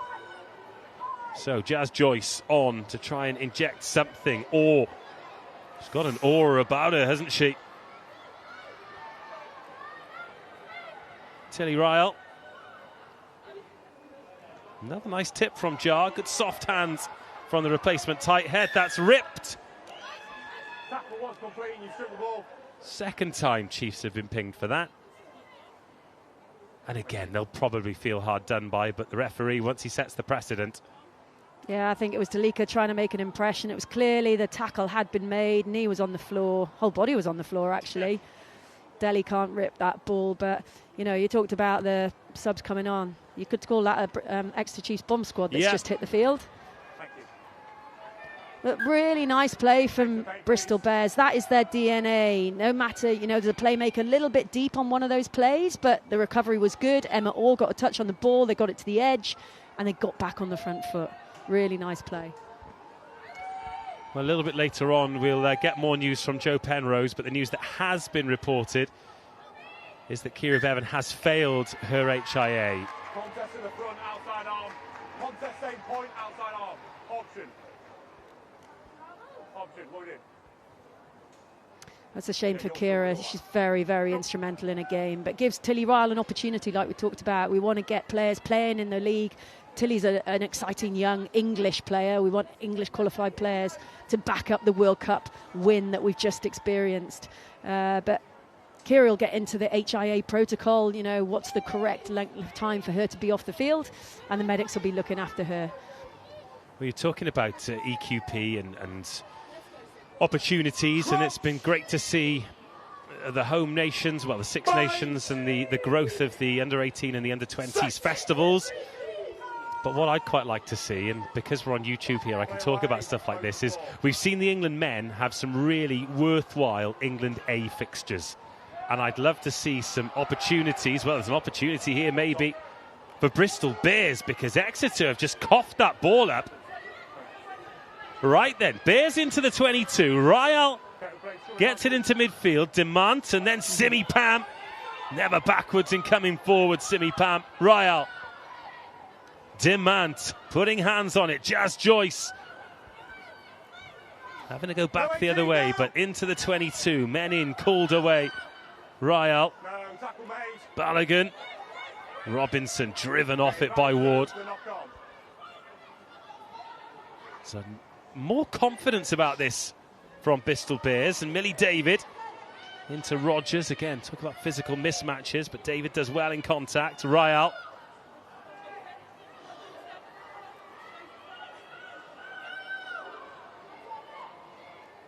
Now Balogun with the tip. Good read by Tessier. Meets Joyce and then Wall. Had some physicality, and Bears, 15 metres further back than they'd like to be. Ward. Another excellent clear out. Ball was lifted, she's onside. That'll be a knock on. Oh, deliberate, says the referee. There's clear cover on the outside, it's a penalty only. So yes, just going back to that, opportunities for younger players to come through, because getting into the Red Roses squad is difficult because it's a settled squad and a World Cup winning squad. So how do you create opportunities to make that step up to Test match rugby for these younger players? Yeah, absolutely. And you talked about the England A, or whatever they choose to call it. It changes name, doesn't it, for the men? So can they bring something back in that to emulate that in the women's? And I'm sure it's something that's been talked about. You know, the 20s competition comes in, and it's a fabulous competition. It's not just playing British teams, it's playing teams from the whole of Europe, and that gives players opportunities. But, you know, bringing players through this league, hence the EQP ruling, you've got to play 13, an average of 13 during the season. So those little moments are really, really important, because then you might see the next, you know, Abby Ward or whoever's coming through. And also, you don't want to be in a situation where you miss talent and miss opportunity. We'll come back to this after this for Bristol Bears, because this is absolutely huge. If they can get another score here, just get back within a couple again. Okay, really simple. If Black stay on the line, Bristol don't have to creep then. So you're on the line, I'll make sure they step in. Bristol, step in, step in, step in. Demi Swan has come in for Chiefs, so it's a whole new front row now, 16, 17, 18, and it's Bears looking to maul them over. Change 18. This much more positive from the Bristol Bears pack. Break away, break away. Here goes Dale. Pam. Explosive from Pam. Oh, and she's held up. More good last-ditch defence from Chiefs. Abby Ward dots it down. Whistle already gone, but you know, you can hope, can't you? Yeah, you can. It's frustrating as a coach then, you know, just lower your body height, change the angle. Just give yourself a better opportunity when you're attacking that goal line. However, it does give you another one when there's a goal line dropout, which is just coming right now.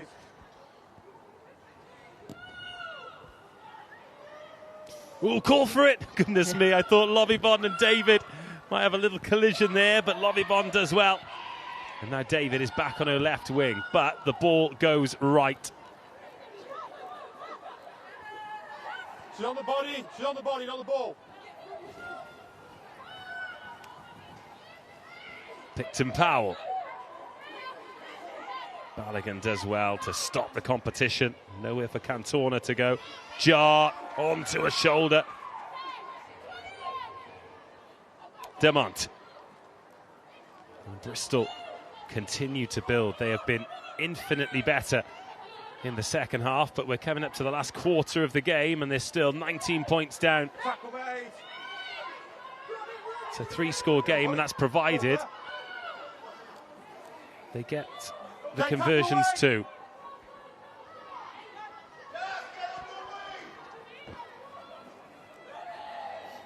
It's a big call from the gantry up here for Jazz Joyce to get on her wing. I think she's going in field looking for work when really they need a pace on the edge.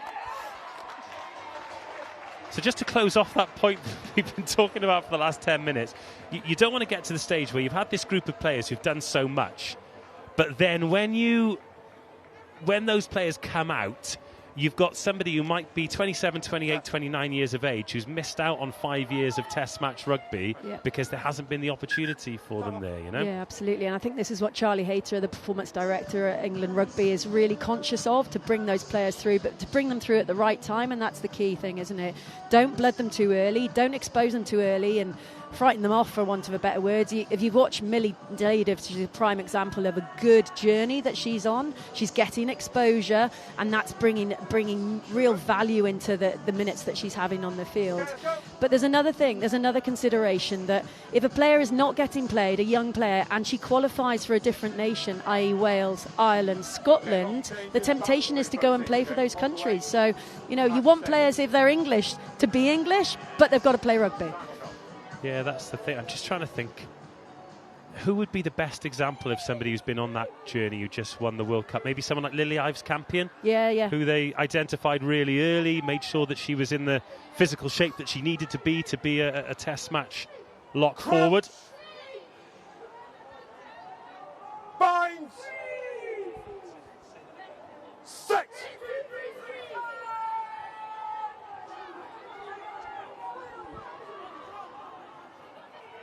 Well, this time, Exeter Chiefs go for Tessier again. She's got a good connection on that, but Lovey Bond is back. Good read from her and a good chase from Chiefs. And look at Granzotto back on her feet. But Herring drives. Allen going after it. I mean, she's off her feet there, but the breakdown, goodness me. Well, this ball is about to go to touch, so let's go to Joe Penrose, who's got some news for us from the touchline. Joe. Yep. Thanks, Dave. An update for Bristol Bears. Scrum half Kira Bevan has failed a HIA, so substitution number 21, Tilly Ryle, will remain on the pitch. Back to you, Dave.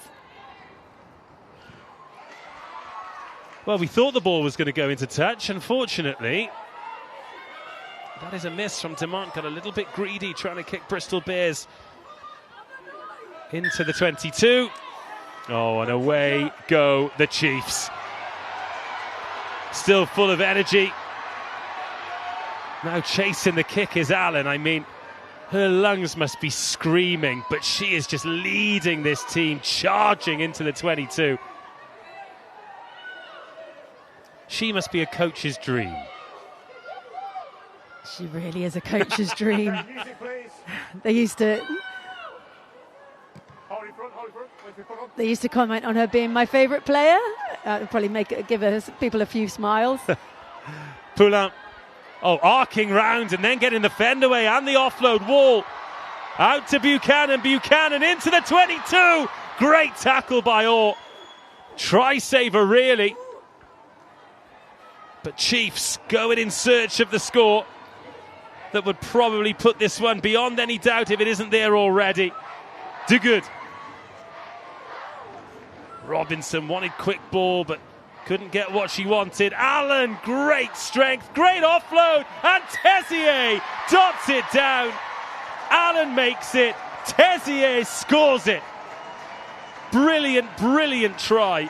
All from the engine of Maisie Allen. I tell you what, it's a brilliant team try, and Scott Lawson will be frustrated. You know, you make yourself your way up into the attacking 22. You give away a foolish penalty, which was unnecessary. Someone like Maisie Allen's never going to sit and watch, is she? She's going to play, and she kicks them into a really nice position. But then it's an all-team try, isn't it? It's forwards doing what they do, really denting with their carries, allowing quick ball. And that offload from Maisie Allen, wow. I think we saw it in game one. There was a ridiculous offload. I can't remember where. It was attacking the same direction, where she gets an offload away that she should not be able to get away. But she does. It's like a magician, and Tessier is not going to miss from there. Well, Cantona drained one from the touchline and misses one from in front of the posts.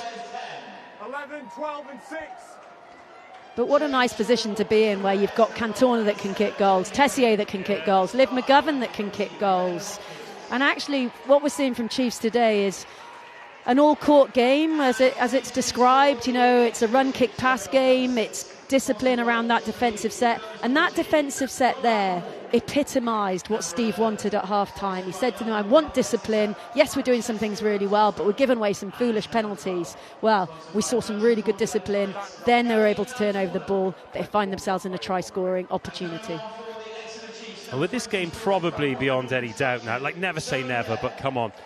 Some changes being made here. Zoe Dare has come on for Dorothy Wall. She's a really interesting one, Zoe Dare. First came to everyone's attention at Cardiff University, then went to Hartbury. So talking about pathways, she's really earned the right to be here in the PWR.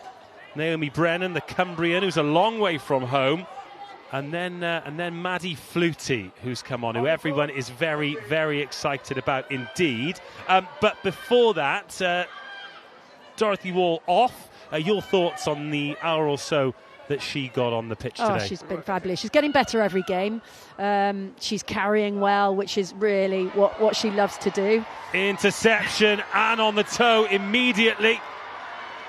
Gallagher the favourite to get there, but just look where Bristol Bears are again. Sorry, you were saying? Yeah, Dorothy Wall. She's felt her way back into the game, onto the field. She had a few moments, you know, for the last couple of weeks, but today she looked back to being almost at her best with her carries, her defensive sets, and her line-out ability, which has been very, very good. She'll be pleased with the 60 minutes or so that she's had today. Yes, and I'm sure she will enjoy watching the last 15 minutes with a nice warm coat on as well. Tezier, Chiefs' latest try scorer, getting rid of a tackle and then Cunningham bringing her down. Allen off the left hand. Poulin out on the edge. Gets round David. Robinson out of the back door and Allen gets there. And if anyone on that pitch deserves a 5-pointer, it's Maisie Allen. I'll tell you what, the three of them working together, it's a fabulous break down the right-hand side from Sabrina Poulin. Very, very evasive in the tackle. But what it does when they get back and they make that tackle, it's a great pick by Flo Robinson. I think you'll see it coming now. So Maisie Allen, fabulous pass off her left hand to put Poulin into space. And here we see they've struggled to get back. It's a lovely pick-off. Lovely Bond is trying to recover, but she doesn't quite. And Maisie Allen loves scoring tries, and she deserves that one.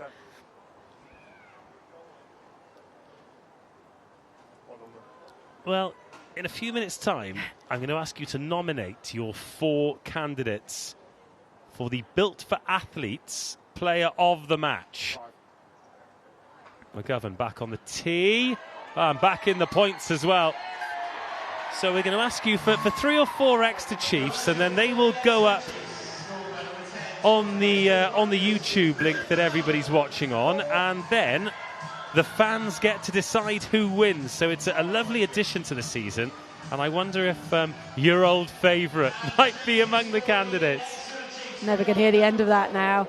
I'd like to mention from the Bristol Bears right now, Ruai Dumont, you know, in week 2 of her, you know, entry into the PWR League, and we'll see it now. We'll see another restart. Her restarts have been on the money. She's moved the team around the field really, really well. And alongside her, Evie Gallagher, wow, the work rate of Evie Gallagher and what she gets through, what she gives to that team. Those two have been absolutely brilliant for Bears. Well, they've pinched that ball back of Bristol Bears, and there's still 12 minutes of this game to go, and there's still the potential for a bonus point try. If they get one here, yeah, that'll be penalty advantage. Nice. And a little snipe in behind, Tilly Ryle. It's a good chop tackle. And Tutosi's just off her feet. And loose ball. No, Jazz Joyce.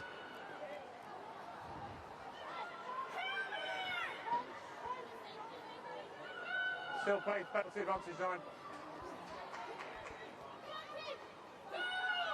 Just over 10 minutes to go. Big ball out to David. 3 defenders across, though. She still does that stop and shimmy.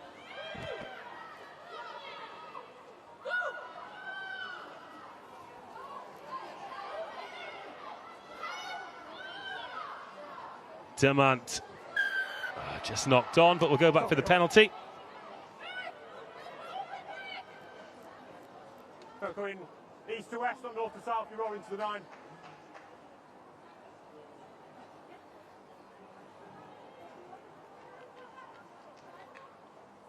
So Dumont to kick for the corner.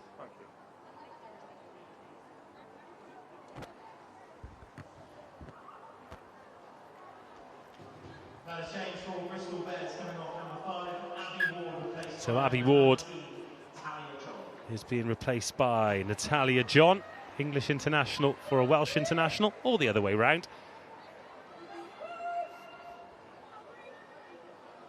So next time the ball goes dead, we will announce your Built for Athletes Player of the Match nominees. Then it is over to you, wherever you're watching, whatever you're watching on.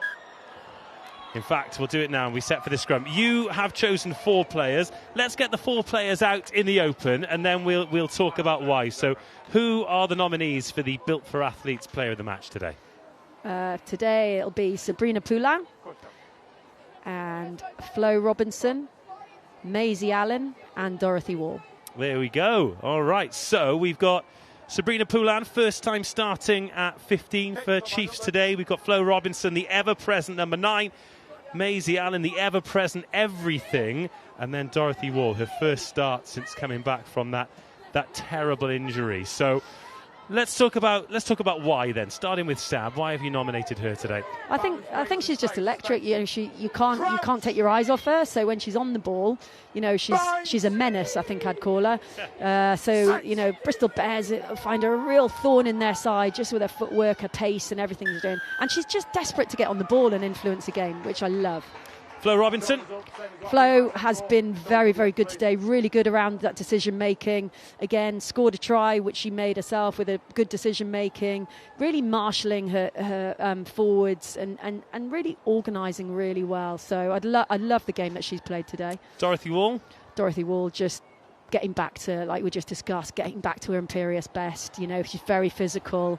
She was a real, you know, she used to put us Chiefs on the front foot when she was back at her best last season, and I think we're seeing her getting back to that monstrous best, and that's the very best use of the word monstrous. And finally, Maisie Allen. What can you not say about Maisie? So whether she's jackling the ball, she's leading the defensive charge, she's linking, she's nudging the ball through with her foot, or she's scoring tries, you know, she's an all-round player.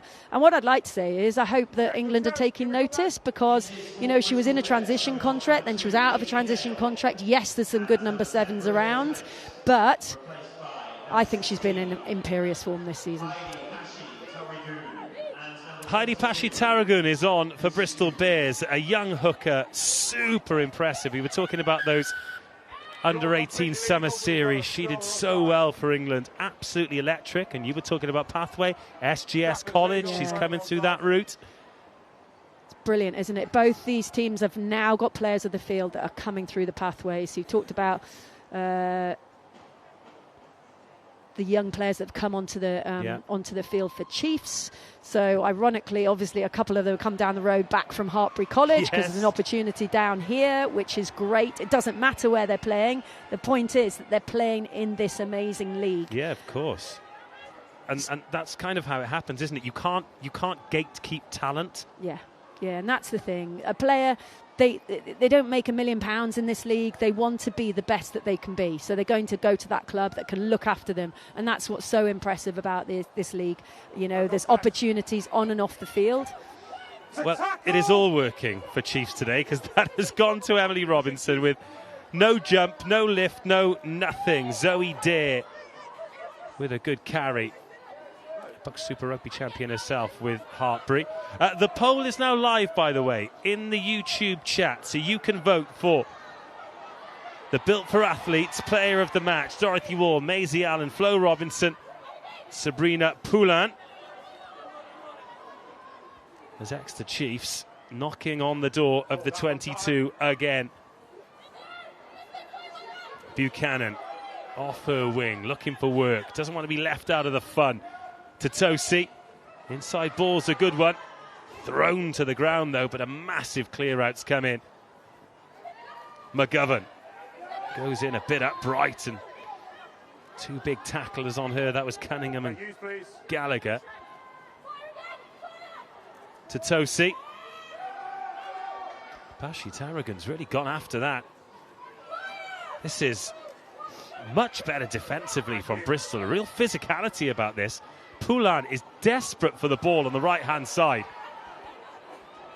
Everyone's stacked left, but she is in so much space out there. But instead, it is Bristol Bears' ball. And Poulan has to jog back into the deep field on the very small chance that Bristol Bears kick this ball. Final 5 minutes then. Try bonus point.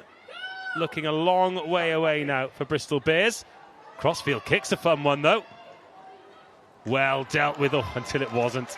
That was an awkward ball.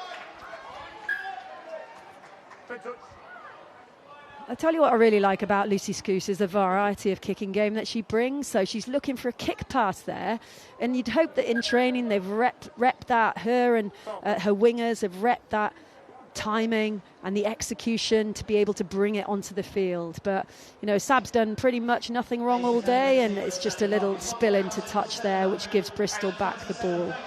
But we saw a couple of touches. Zoe Dare, you've touched on her, so she's a really nice young back row coming through. Gabriella Negrelli not available today, but that's okay. Let's bring another young EQP player onto the field. Lola Whiteley's another one. I'm not sure if she's out there yet, but you know, that's what we've worked on at Chiefs, you know, and they're continuing to do that. Let's create our own. Let's really create players that are Premiership viable and ready.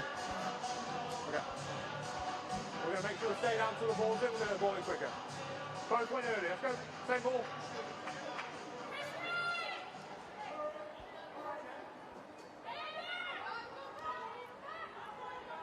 Well, of course, this a suboptimal result for Bristol Bears. Them and Harlequins, probably the two teams that will be most disappointed with their starts to this season. And Quins are travelling to Leicester Tigers a little bit later today, so you've got to expect them to pick up all 5 points, which will leave Bristol Bears in 9th place in the PWR this season. For those of you that want to make a day of it, that game kicks off at 5:05 tonight, live on YouTube. Joe Burns is probably currently careering up the M1 to try and get there. Yeah, I think both teams have really struggled on the back of the World Cup. We said pre-World Cup, who's going to come back without injury, who's going to come back physically and mentally ready to play in this league. And Quins, unfortunately, have picked up a few key injuries, as have Bristol Bears, and it's telling. However, it's a long season. They're going to come good. You've mentioned it, you know. They can hopefully get up to Leicester and get a good performance in, and then back that up at home to Sale Sharks next week. Well, that was the thing we were talking about. You add Alex Callender and Aoife Wafer into any back row, let alone a Harlequins back row, and it's likely to make the team certainly click. I remember Alcal's debut against Lightning last year, where she made 38 tackles. Absolutely astonishing performance. Yep, she's a machine. Her poor shoulders. Right, last chance to dance then for Bristol Bears. They started the first half and the second half really well. David, she's just so direct. She's quite a diminutive winger, isn't she? Yeah, she really is. And she just put a little challenge on Maddie Flutie there, who we've mentioned already. Yeah. And she's up to that challenge. So she was, you know, in those final moments against Sale Sharks, she was challenged with a one-to-one tackle. She made it. You know, obviously, Dad is Ricky Flutie. She's a good English qualified player heritage. Yeah, born in London, raised in New Zealand. She's played 15 sevens, touch rugby as well. Her skill set's off the charts. Really looking forward to seeing her develop, really. Don't think we're going to see a great deal of her today, but excited for her future as Tezier steals in. I'm not sure her legs and lungs are going to be up to this. Plenty of Bears back, but Tezier has been so hot. And look at that, do good. The lock forward, the first in support after 79 minutes. But look who's got that back to make that tackle and the jackal. It's Evie Gallagher. Yeah. Lovely snaffle, isn't it, from Tezier? But I think that's one of those ones where she's got in the channel and then realised, oh, there's a long way to go. Yeah, it was a good spot from Maddie Flutie there. She recognised, and I looked down at Millie David. She looks a bit tired, bless her. And she took that opportunity to bounce back to the short side. Well, she's covered a lot of metres very quickly there, hasn't she, Millie David? Because she's gone the full send into Maddie Flutie in the 22. Then she's got to chase Tezier back, and then she's got to chase the kick as well. Yeah, and we talked about that. You know, as a winger, you cover so much ground, and that's not just running with ball in hand. It's kick chase. It's kick sprint is what we call it, because that's what it is. Who can get to the ball first and make the maximum opportunity out of any kick? So, yeah, Millie David, young player. I haven't mentioned her, but I should be mentioning her because there's been a lot of mentions of her name, quite rightly, in terms of what has been good about Bristol today. Yeah, and she's back on the scoreboard today. She had a great start to the season against Leicester Tigers up there, but look, those aren't the days where you make your name, are they? You know, she scored tries from 50, 60 metres, and as a result of that, she's actually leader in the carry metres, or metres per carry going into the league. But it's tough games, like today, where you're up against it, you're on the back foot, but you're still, with every one of your touches in attack and defence, you're making an impact. Yeah, it's all learning as well, isn't it, for young players? It's all those involvements, defence, attack, moments within the game. And Millie will be learning so much from these players around her. Imagine playing with, Ruaidi Demant. She probably couldn't have even imagined it. Ilona Maher last season, we've already mentioned her loads. The centre field that she gets to operate alongside. So lots of these players coming through. And everyone obviously bearing in mind, Abby Dow isn't playing anymore. So, come the Six Nations, which is the next big opportunity for England, what's it going to look like? Are these young players going to be brought in? What's the right game for them to be exposed in the Six Nations? Massive excitement around what's coming soon. You've got to tap the ball. And also somebody who you talked about rightfully earlier, Amber Reed's down there in this coaching group. Look, not a winger, not a back three player, but an outstanding outside half, then a centre later in her career. So much knowledge to pass on. She's in a good place, Millie David, and looking forward to seeing what the next few weeks, months and years hold for her. Yeah, Millie David, Renika Bonner, talk about, Claude. Claude isn't on the field today. Katie Buchanan.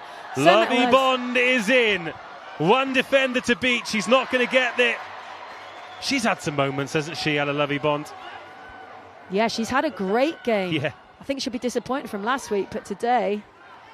David, maybe her last touch of the match. She's going to back herself pace-wise. Millie David, oh, what a tackle from Poulin. Up on her feet, but with the clock in the red, Bristol Bears looking for something to take north. Ryle, she's looked sharp as well. Skuse, Hopkins, another exciting young Welsh player, made a Wales debut in the Six Nations in 24. Ball slower than they wanted it to. Bristol thrive on quick ball, and Chiefs have starved them of that all day. Jazz Joyce.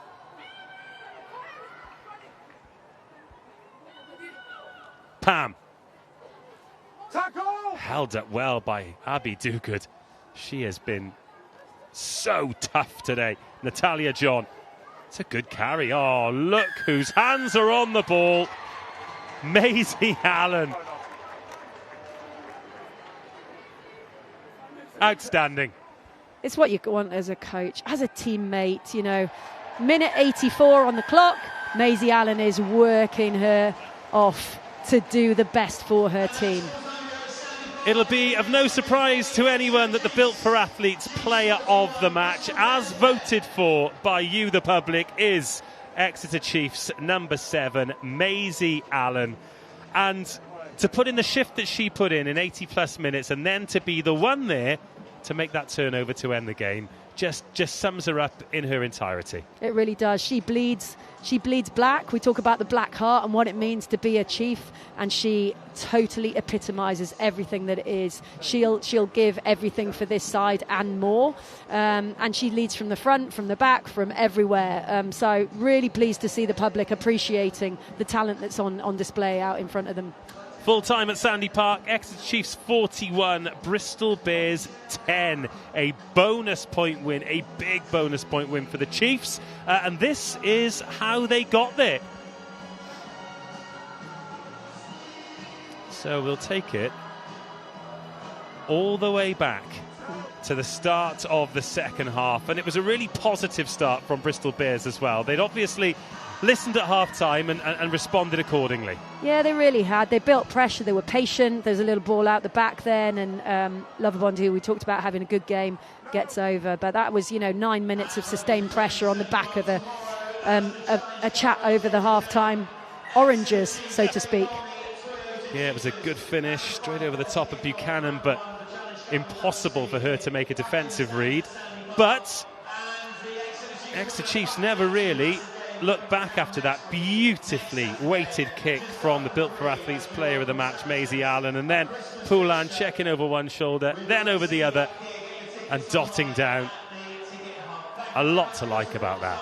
I think that's got to go down as one of my favourites today. You know, the skill set of Maisie Allen to just nudge it, to have the awareness. And who does it come from? You know, is it communicated outside in, inside out? Doesn't really matter because they're all on the same page.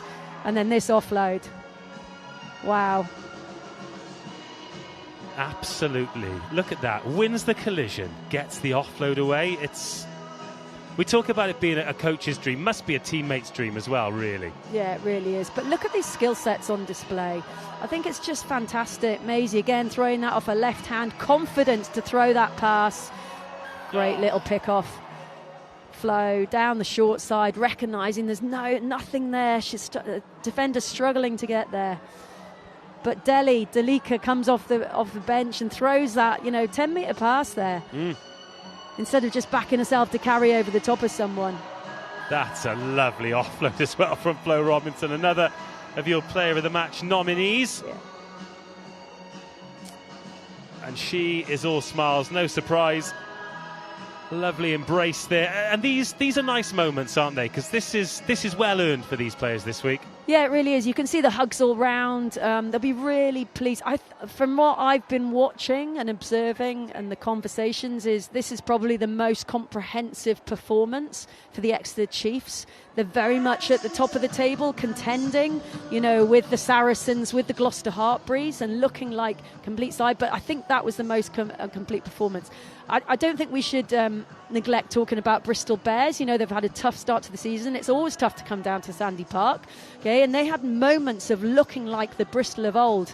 It doesn't come overnight. You don't bring one of the world's best players over to play at 10 and function immediately. But we've seen, I think, and I hope this is what Scott Lawson is saying within that huddle there.